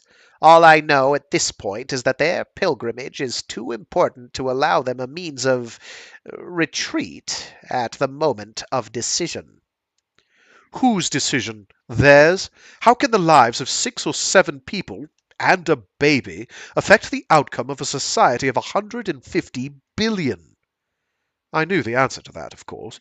The AI Advisory Council, as well as the hegemony's less sentient predictors, had chosen the Pilgrims very carefully. But for what? Unpredictability. They were ciphers that matched the ultimate enigma of the entire Hyperion equation. Did Gladstone know that, or did she only know what Councillor Albedo and her own spies told her? I sighed and returned to my chair. Did your dream tell you what the fate of Colonel Cassad was? Asked the CEO. No, I awoke before they returned to the Sphinx to seek shelter from the storm. Gladstone smiled slightly. You realize, M7, that for our purposes it would be more convenient to have you sedated, prompted by the same truth talk your Philomal friends used, and connected to sub-vocalizers for a more constant report on the events of Hyperion. I returned her smile. Yes, I said, that would be more convenient. That would be more convenient. But it would be less than convenient for you if I slipped away into the core via the datasphere and left my body behind, which is precisely what I will do if put under duress again. Of course, said Gladstone. That is precisely what I would do if put in such circumstances. Tell me, M7, what is it like in the core? What is it like in that distant place where your consciousness truly resides? Busy, I said. Did you want to see me for anything else today? Gladstone smiled. Gladstone smiled again, and I sensed that it was a true smile, not the politician's weapon she used so well. Yes, she said. I did have something else in mind. Would you like to go to Hyperion? The real Hyperion? The real Hyperion? I echoed stupidly. I felt my fingers and toes tingle as a strange sense of excitement suffused me. My consciousness might truly reside in the core, but my body and brain were all too human, all too susceptible to adrenaline and other random chemicals. Gladstone nodded. Millions of people want to go there, farcast to somewhere new, watch the war from close up. She sighed and moved her workpad. The idiots! She looked up at me, and her brown eyes were serious. But I want someone to go there and report back to me in person. Lay is using one of the new military Farcast terminals this morning, and I thought that you might join him. There might not be time to set down on Hyperion itself, but you would be in system. I thought of several questions and was embarrassed by the first one that emerged. Will it be dangerous? Neither Gladstone's expression nor tone changed. Possibly, although you will be far behind the lines, and Lay has explicit instructions not to expose himself, or you, to any obvious risk. Obvious risk, I thought. But how many less than obvious risks were there in a war zone, near a world where a creature like the Shrike roamed free? Yes, I said, I'll go. But there's one thing. Yes? I need to know why you want me to go. It seems that if you just want me for my connection to the Pilgrims, you're running a needless risk in sending me away. Gladstone nodded. M7, it's true that your connection to the Pilgrims, although somewhat tenuous, is of interest to me. But it is also true that I am interested in your observations and evaluations. Your observations. But I'm nothing to you, I said. You don't know who else I might be reporting to, deliberately or otherwise. I'm a creature of the Technocore. Yes, said Gladstone, but you may also be the least affiliated person on Tau Ceti Center at this moment, perhaps in the entire web. Also, your observations are those of a trained poet, a man whose genius I respect. I barked a laugh. He was a genius, I said. I'm a simulacrum, a drone, a caricature. Are you so sure? Asked Meina Gladstone. I held up empty hands. I haven't written a line of poetry in the 10 months I have been alive and aware of this in this strange afterlife, I said. I do not think in poetry. Isn't that proof enough that this core retrieval project is a sham? Even my false name is an insult to a man infinitely more talented than I will ever be. Joseph Seven was a shade in comparison to the real Keats, but I sully his name by using it. That may be true, said Gladstone, and it may not. In either case, I've requested that you go with M. Hunt on this brief trip to Hyperion. She paused. You have no duty to go. In more than one sense, you are not even a citizen of the hegemony.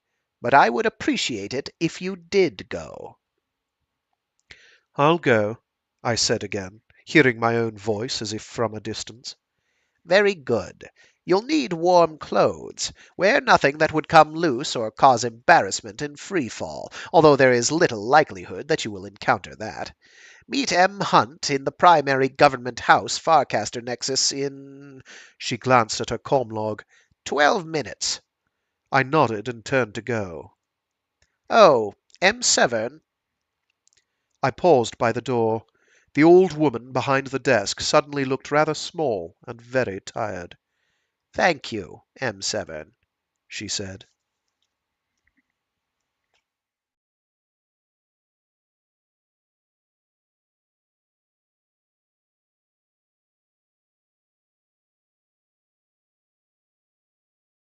It was true that millions wanted to farcast to the war zone. The all thing was shrill with petitions, arguments for letting civilians cast to Hyperion, requests by cruise lines to run brief excursions, and demands by planetary politicians and hegemony representatives to be allowed to tour the system on fact-finding missions. All such requests had been denied. Web citizens, especially web citizens with power and influence, were not used to being denied access to new experiences, and for the hegemony, all-out war remained one of the few experiences still untried. But the CEO's office and the Force authorities remained adamant. No civilian or unauthorized forecasting to the Hyperion system, no uncensored news tape coverage. In an age where no information was inaccessible, no travel denied, such exclusion was maddening and tantalizing. I met M. Hunt at the Executive Farcaster Nexus after showing my authorization pip to an even dozen security nodes. Hunt was wearing black wool, undecorated but evocative of the force uniforms present everywhere in this section of Government House. I had had little time to change, returning to my apartments only to grab a loose vest with many pockets to hold drawing materials and a 35mm imager. "Ready?" said Hunt. The basset-hound face did not look pleased to see me. He carried a plain black valise. I nodded. Hunt gestured toward a force transport technician, and a one-time portal shimmered into existence. I knew that the thing was tuned to our DNA signatures and would admit no one else. Hunt took a breath and stepped through. I watched the quicksilver portal's surface ripple after his passage, like a stream returning to calm after the slightest of breezes. And then I stepped through myself. It was rumored that the original Farcaster prototypes had offered no sensation during transition, and that AI and human designers had altered the machinery to add that vague, prickling, ozone-charged feeling to give the traveller a sense of having travelled. Whatever the truth of that, my skin was still alive with tension as I took a step away from the portal, paused, and looked around.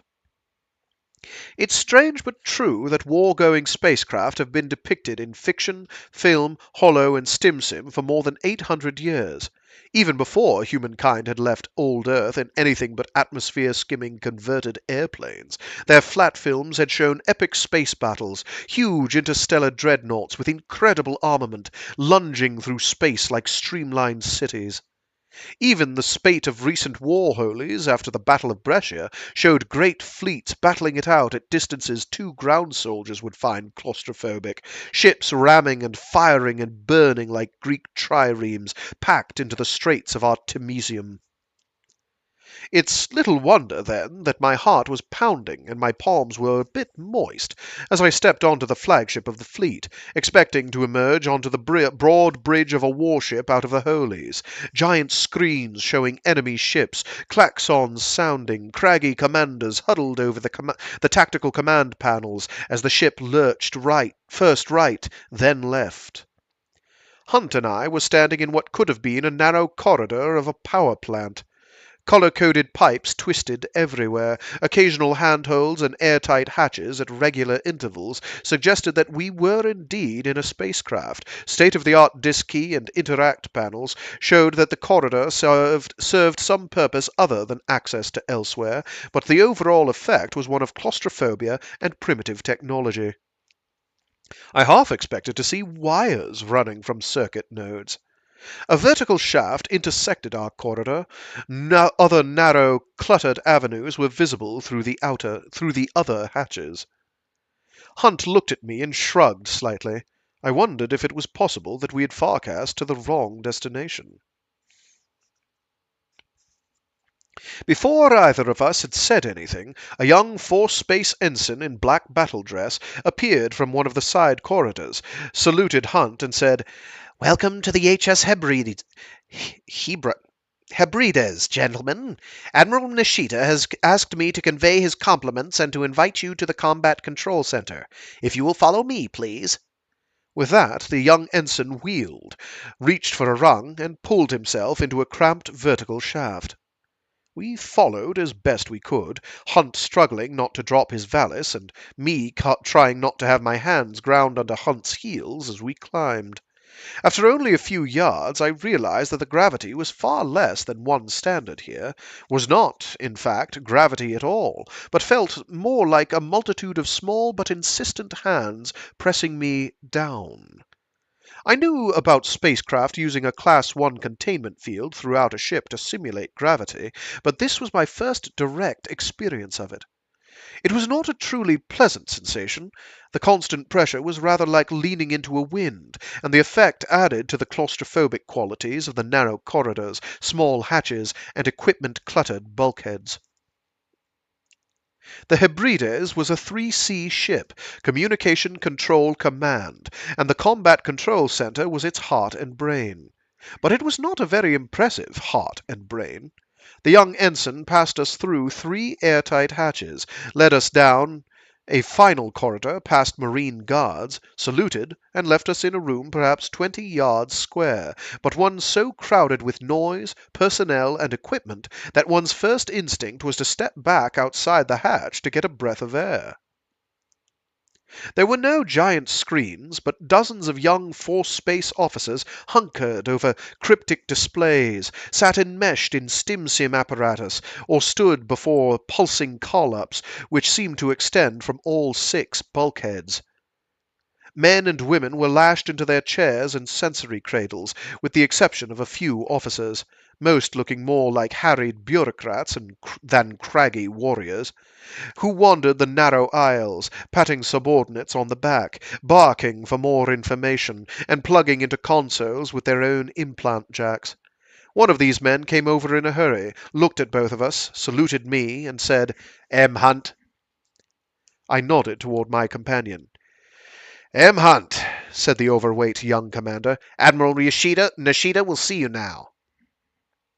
The commander of all hegemony forces in the Hyperion system was a small man with short white hair, skin far smoother than his age suggested, and a fierce scowl that seemed carved in place.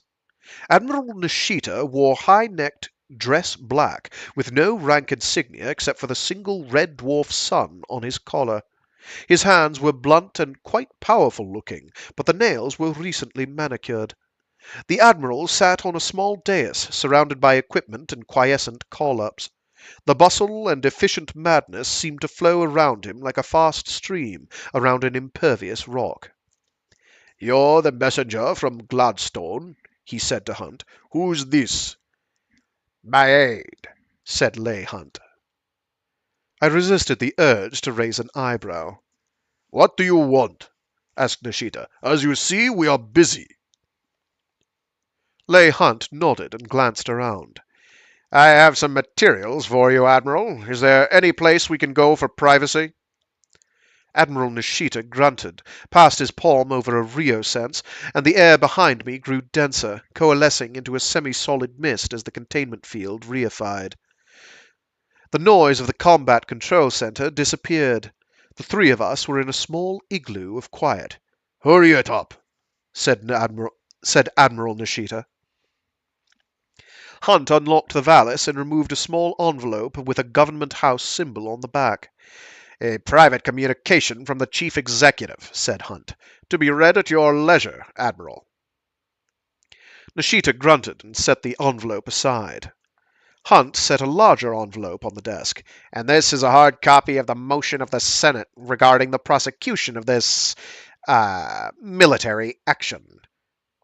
As you know, the will of the Senate is for this to be a speedy exercise of force to achieve limited objectives, with as little loss of life as possible, followed by the standard offer of help and protection to our new colonial asset." Nishida's scowl twitched slightly. He made no move to touch or read the communication containing the will of the Senate. Is that all? Hunt took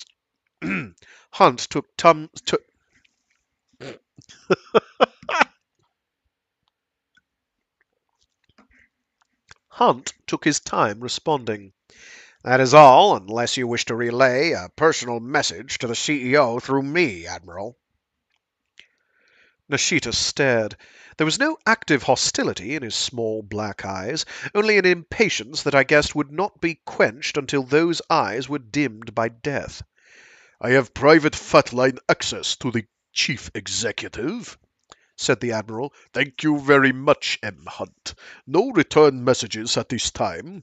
Now if you will kindly return to the midships forecaster Nexus and let me get on with prosecuting this military action." The containment field collapsed around us, and noise flowed in like water over a melting ice dam. "There is one other thing," said Leigh Hunt, his soft voice almost lost under the technobabble of the combat center. Bleh. My lips are not obeying my commands, or rather they are, but they're obeying commands in the wrong sequence. Admiral Nishida swiveled his chair and waited. "We'd like transport down to the planet," said Hunt. "Down to Hyperion." The Admiral's scowl seemed to deepen. CEO Gladstone's people said nothing about arranging a dropship. Hunt did not blink. Governor General Lane knows that we might be coming. Nishita glanced at one of his call-ups, snapped his fingers, and barked something at a Marine major who hurried over. You'll have to hurry, the Admiral said to Hunt. There is a courier just ready to leave from port 20. Major Inverness will show you the way. You will be brought back up to the primary jump ship. The Hebrides will be departing this position in 23 minutes. Hunt nodded and turned to follow the Major. I tagged along. The Admiral's voice stopped us.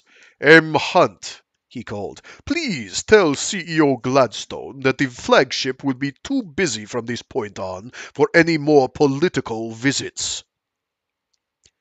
Nishita turned away to flickering call-ups and a line of waiting subordinates. I followed Hunt and the Major back into the maze.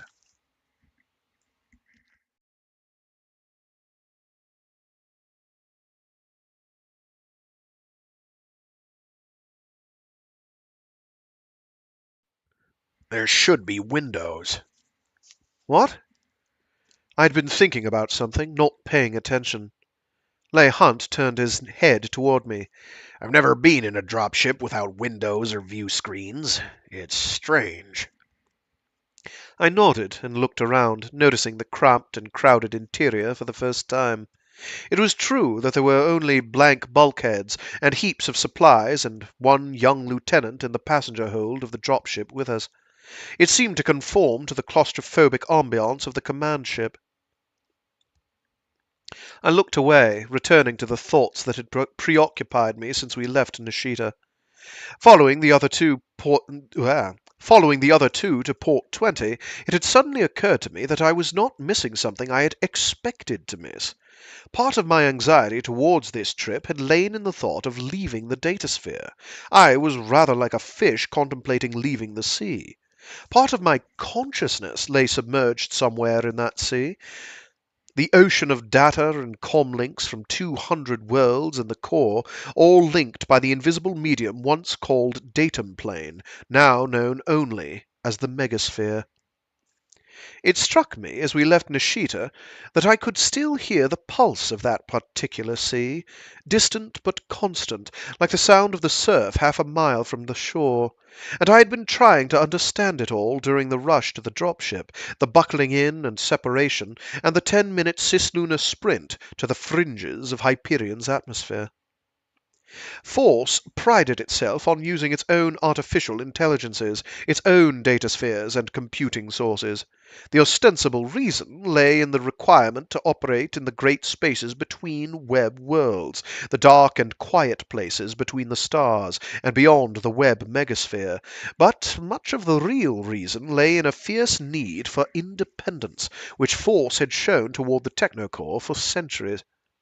Yet on a Force ship in the center of a Force armada in a non-web, non-protectorate system, I was tuned to the same comforting background babble of data and energy that I would have found anywhere in the web. Interesting. I thought of the links the Farcaster had brought to Hyperion system, not just the jump ship and Farcaster containment sphere floating at Hyperion's L3 point like a gleaming new moon, but the miles of gigachannel fiber optic cable snaking through permanent jump ship Farcaster portals, microwave repeaters mechanically shuttling the few inches to repeat their messages in near real time. Command ship tame AIs requesting and receiving new links to the Olympus High Command on Mars and elsewhere. Somewhere the datasphere had crept in, perhaps unknown to the Force machines and their operators and allies. The core AIs knew everything happening here in Hyperion system. If my body were to die now, I would have the same escape path as always, fleeing down the pulsing links that led like secret passages beyond the web, beyond any vestige of datum plane as humanity had known it, down data link to the techno core itself. Not really to the core, I thought, because the core surrounds, envelops the rest, like an ocean holding separate currents. Its great gulf streams. Sorry, like an ocean holding separate currents, great gulf streams which think themselves separate seas. Excuse me.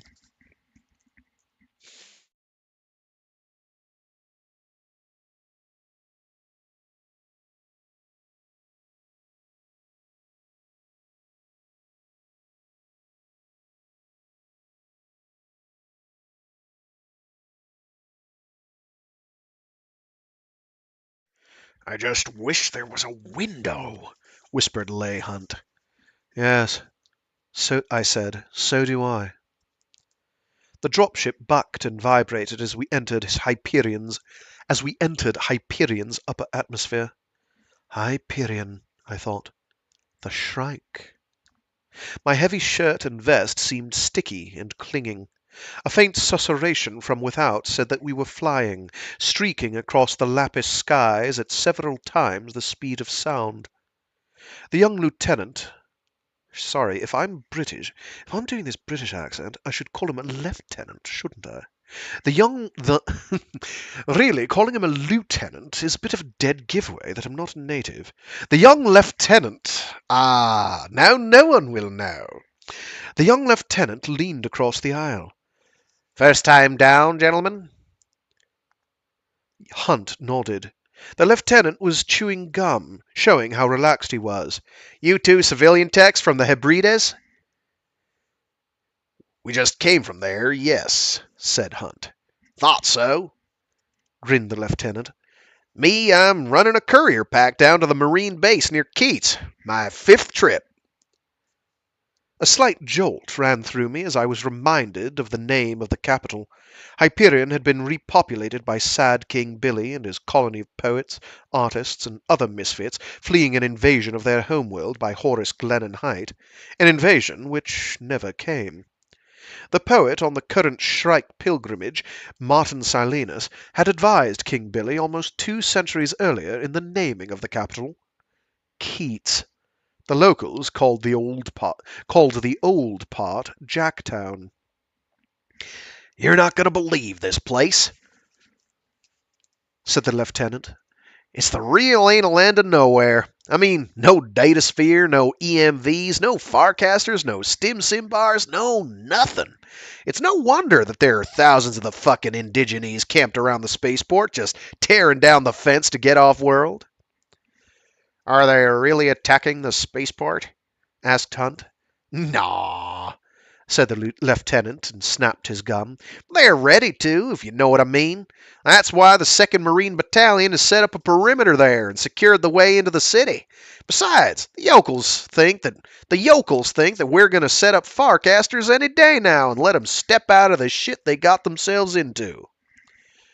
They got themselves into? I said. The lieutenant shrugged. They must have done something to get the ousters cricked at 'em, right? We're just here to pull their oysters out of the fire. Chestnuts, said Leigh Hunt. The gum snapped. Whatever. The susurration of wind grew to a shriek clearly audible through the hull. The dropship bounced twice and then slid smoothly, ominously smoothly, as if it had encountered a sheet of ice 10 miles above the ground. I wish we had a window, whispered Leigh Hunt. It was warm and stuffy in the dropship. The bouncing was oddly relaxing, rather like a small sailing ship rising and falling on slow swells. I closed my eyes for a few minutes.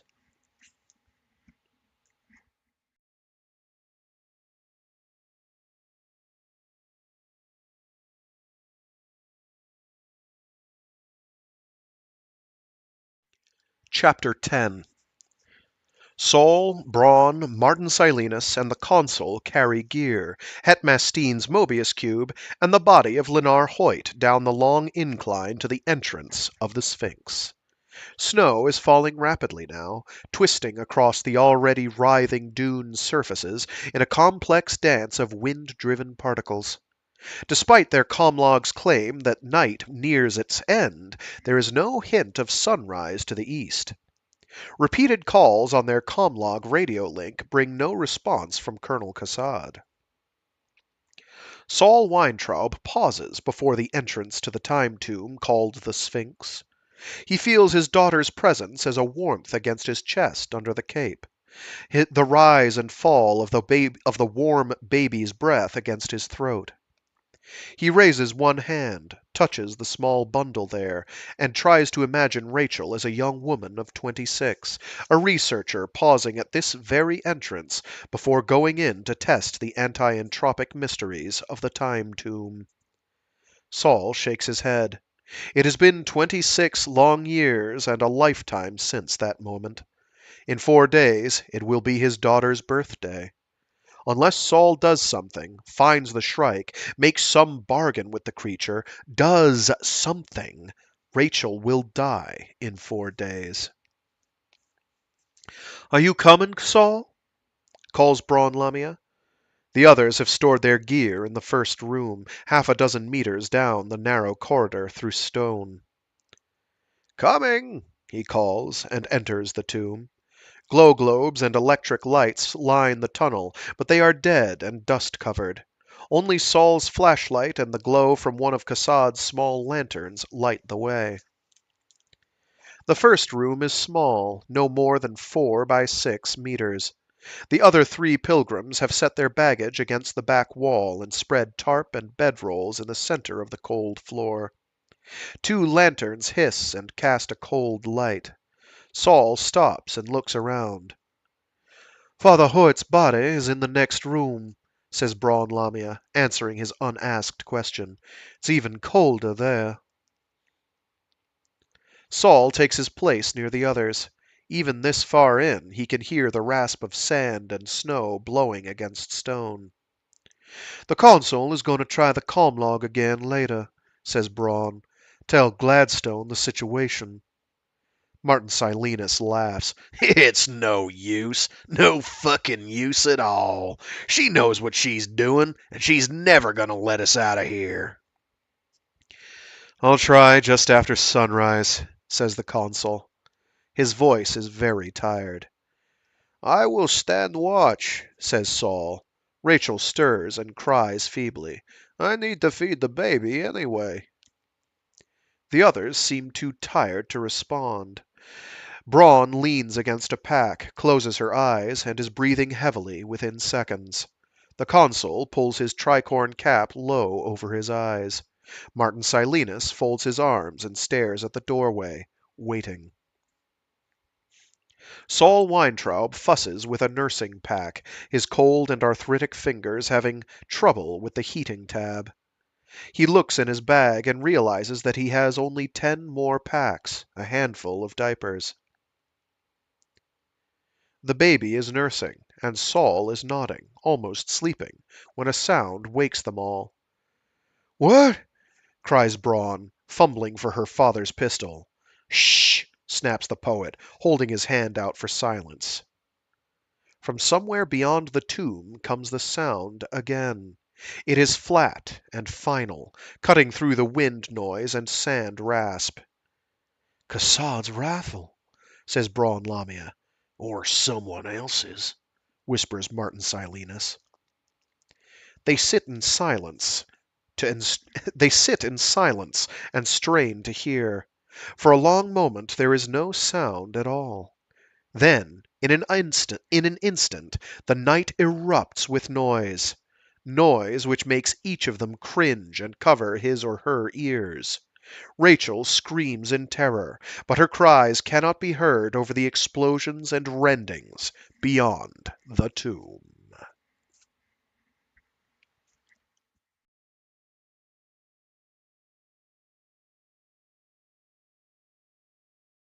And that'll call it.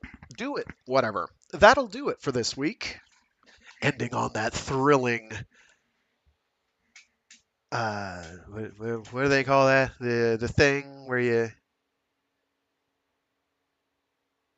It's leading to the next thing. The hook. The wham ending. Whatever. On that note, we're gonna call it.